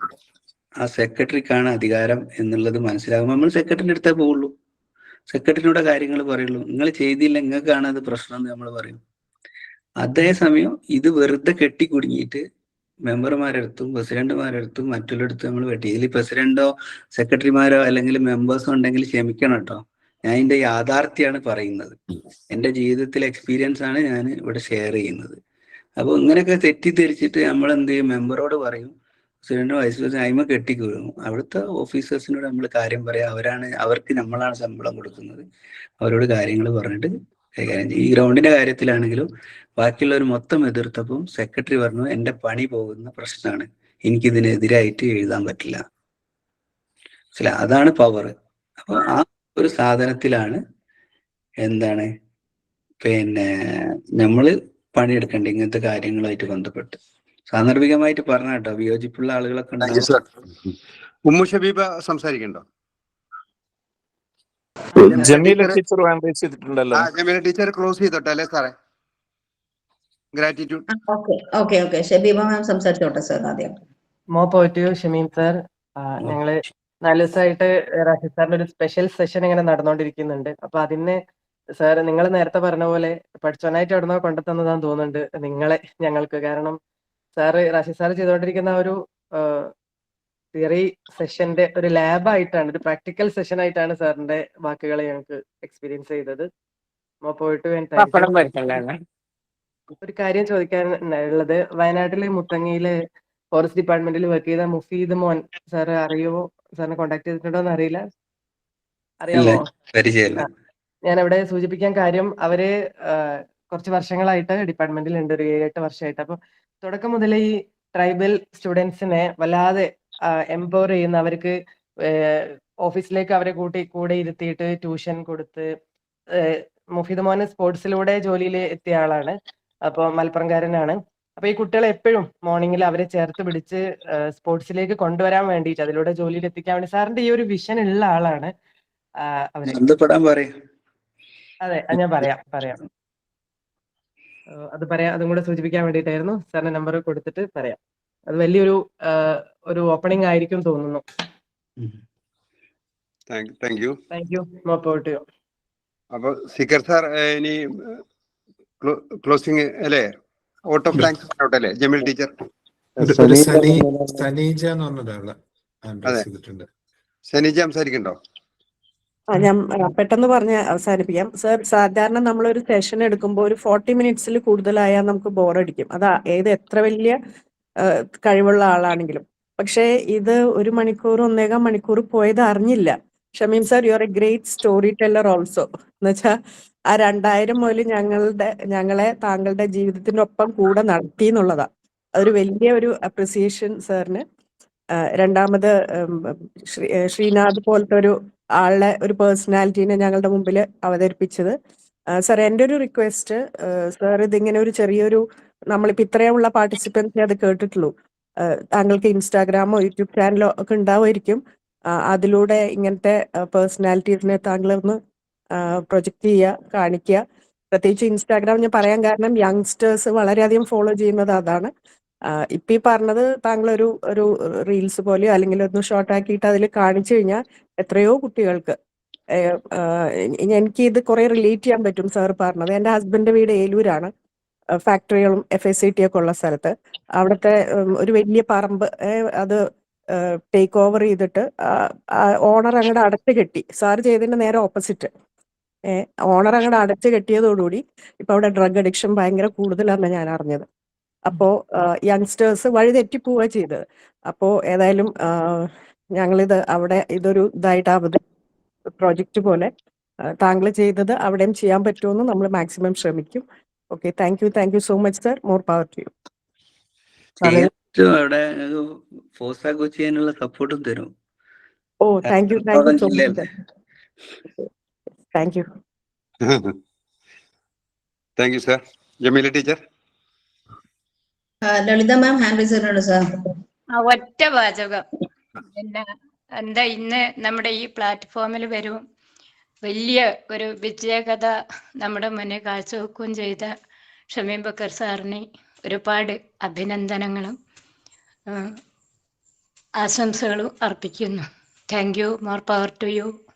More power to you sir. More power to you all. Jaleel sir 2 വാക്ക് മാത്രം. ഓക്കെ, എല്ലാവരുടെ ആശംസകൾ മാത്രം പറയാണ്. അതിൽ വായ 2 എന്നുള്ള സിനിമയില് അതിൽ പ്രധാനപ്പെട്ട ഒരു പോയിന്റ് ഉണ്ടായിരുന്നത്, സ്കൂളിലെ ഗ്രൗണ്ട് ബസ്സുകളൊക്കെ നിർത്തിയിട്ട് കുട്ടികളെ കളിക്കാൻ വിടാത്തതിന്റെ പേരിലുണ്ടായ സംഭവങ്ങളൊക്കെ, അതില് ഒരു പോയിന്റ് ഇദ്ദേഹം പറഞ്ഞ വളരെ പോയിന്റ് ആണ്. ഓക്കെ, സാന്ദർഭികമായിട്ട് പറയാണ്, വായ 2ന്റെ പ്രൊഡ്യൂസർ ഇപ്പൊ എന്റെ ഇന്റിമേറ്റ് ഫ്രണ്ടാണ്. ഫുട്ബോളിലാണ് ഞങ്ങൾ തമ്മിൽ ബന്ധം ഉണ്ടായിട്ടുള്ളത്. അതിലുള്ള നല്ലൊരു പോയിന്റ് ആണ്, കുട്ടികളെ കളിക്കാൻ വിടാത്തോണ്ടുള്ള ഉണ്ടാകുന്ന ലഹരിയിലേക്ക് പോയ കഥകൾ. Okay, Rasheed sir, Jameel teacher close ചെയ്യല്ലേ? Okay okay okay sir. Okay, good morning, അസ്സലാമു അലൈക്കും. ഷമീം സാർ, വളരെ നല്ല ഒരു അനുഭവ കഥയാണ് സാറ് ഇന്ന് ഷെയർ ചെയ്തിട്ടുള്ളത്. നമ്മൾ 2 വർഷമായിട്ട് നമ്മൾ രാവിലെ സാറ് പറഞ്ഞ പോലെ തന്നെ 7 മണിക്ക് തുടങ്ങിയിട്ടുള്ള ഈ ഒരു പ്രോഗ്രാം കണ്ടിന്യൂസ് ആയിട്ട് ഒരു ദിവസം പോലും വിട്ടുപോവാതെ, കാറ്റോ മഴയോ വെയിലോ ഒന്നും വകവെക്കാതെ, നമുക്ക് ഒരു പ്രശ്നവും ഒന്നുമല്ല, ആഘോഷങ്ങളൊന്നും നമ്മൾ ലീവാക്കിയിട്ടില്ല. അന്ന് മുതൽ ഇന്ന് വരെ കണ്ടിന്യൂസ് ആയിട്ട് നമ്മൾ ഈ ഒരു സംഗതിയെ മുന്നോട്ട് കൊണ്ടുപോകാൻ വേണ്ടിയിട്ട് സാറ് എത്രത്തോളം ആത്മാർത്ഥതയോടെയാണോ ഇത് ജനങ്ങളിലേക്ക് ഈ ഒരു സംഗതി എത്തിക്കാൻ വേണ്ടി, അതായത് മനസ്സിന്റെ ശക്തി തിരിച്ചറിഞ്ഞുകൊണ്ട് അവരുടെ പവർ തിരിച്ചറിഞ്ഞുകൊണ്ട് ലൈഫിൽ വിജയത്തിലേക്ക് എത്തിക്കാൻ വേണ്ടിയിട്ട് സാർ ആത്മാർത്ഥമായിട്ട് ശ്രമിക്കുന്നത്, അതുപോലെ തന്നെ അതിന്റെ ഒരു ഉദാഹരണമായിട്ട് എന്താണോ സാറ് ക്ലാസ്സിൽ കൊടുത്തുകൊണ്ടിരിക്കുന്നത് അതിന്റെ ഒരു ഉദാഹരണമാണ് ഇന്ന് സാറ് ഈ ഷമീം സാർ ഇവിടെ നിന്ന് അവതരിപ്പിച്ചത്. നമ്മൾ നേരിട്ട് കണ്ടിട്ടുണ്ട്. അന്ന് ആ പ്രോഗ്രാം ഞങ്ങൾ വിസിറ്റ് ചെയ്യാൻ വേണ്ടി വന്ന സമയത്ത് ഞങ്ങൾ എല്ലാവരും ഉണ്ടായിരുന്നു, അന്ന് സാറിനെ കണ്ടിട്ടുണ്ട്. അതുപോലെ തന്നെ പിന്നെ എൻ്റെ ഒരു റിലേഷൻ അവിടെ പെണങ്ങോട് മാജിദ മാമിന്റെ പേരക്കുട്ടിയാണ് എൻ്റെ മോന്റെ വൈഫ്. ഓക്കെ. അപ്പൊ നമുക്ക് ഏതായാലും ഇങ്ങനെ ഒരു അവസരത്തിൽ ഉചിതമായ ഒരു വ്യക്തിയെ തന്നെയാണ് നമുക്ക് കിട്ടിയിട്ടുള്ളത് എന്നുള്ളതാണ്. അപ്പൊ ഏതായാലും വളരെ സന്തോഷമുണ്ട് സാർ. നിങ്ങൾക്ക് ഇനിയും ഉയരങ്ങളിലേക്ക് എത്താൻ വേണ്ടി കഴിയട്ടെ. സാർ ഉദ്ദേശിച്ച ആ രീതിയിൽ തന്നെ സപ്പോർട്ടായിട്ട് പ്രകൃതിയും അതുപോലെ തന്നെ ദൈവം എല്ലാം സാറിന് കൂടെ നിന്നു എന്നുള്ളതാണ്. നമുക്ക് ആ ഒരു ലോ ഓഫ് അട്രാക്ഷൻ എന്നൊക്കെ പറഞ്ഞപ്പോൾ ആ ലോ ഓഫ് അട്രാക്ഷനിൽ സാർ പറഞ്ഞിട്ടുള്ള ഒരു സംഗതി, നമ്മൾ എന്താണോ ആഗ്രഹിക്കുന്നത് അതിന്റെ പിന്നിൽ നമ്മൾ മറ്റുള്ളവർക്ക് ഉപകാരമുള്ളത് എന്തെങ്കിലും ഒന്ന് ചിന്തിക്കണമെങ്കിൽ നമുക്ക് അത് സാധ്യമാകുമെന്നാ പറഞ്ഞത്. അത് വളരെ ശരിയാണ് സർ. സ്വാർത്ഥമായിട്ടുള്ള ഒരു താല്പര്യത്തിന്റെ പിന്നാലെ ലാഭേച്ഛ മാത്രമായിട്ടാണ് ഒരാൾ ആഗ്രഹിച്ച് മുന്നോട്ട് പോകുന്നതെങ്കിൽ അതിന് പല പ്രശ്നങ്ങളും ഉണ്ടാവും, തടസ്സങ്ങളും ഉണ്ടാവും.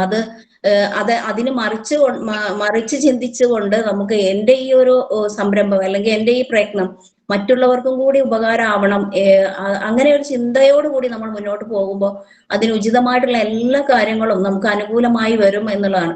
അപ്പൊ അതിൽ വേറൊരു സംഗതി, നമുക്കൊരു ഗോള് വേണം, അതേപോലെ തന്നെ വിഷൻ വേണം, ആത്മാർത്ഥമായിട്ടുള്ള പ്രയത്നം വേണം. അങ്ങനെ ഉണ്ടെങ്കിൽ കൺസിസ്റ്റന്റ് ആയിട്ട് ഒരു സംഗതിയിലേക്ക് നമ്മൾ മുന്നോട്ട് പോവുകയും ചെയ്യുമ്പോൾ നമുക്ക് അതിന് അനുകൂലമായ സാഹചര്യങ്ങൾ ഒത്തുവരുമെന്നും നമുക്ക് ഉന്നതിയിലേക്ക് എത്താൻ കഴിയും എന്നുള്ളതാണ് സാർ ഇന്ന് നമുക്ക് സാർ ഇത്രയും കാലം ക്ലാസ് എടുത്തിട്ടുള്ള കാര്യങ്ങൾ പ്രാവർത്തികമാക്കിക്കൊണ്ട് സാറ് അത് എക്സ്പ്ലെയിൻ ചെയ്തത്. ഏതായാലും ഇങ്ങനെ ഒരു അവസരത്തിൽ നമുക്ക് ഉചിതമായിട്ടുള്ള ഒരു ഗസ്റ്റിനെ തന്നെയാണ് കിട്ടിയത്. ഈ ഗസ്റ്റിനെ കൊണ്ടുവന്ന സിബഹത്തുള്ള സാറിന് ഞാൻ നന്ദി പറയുന്നു.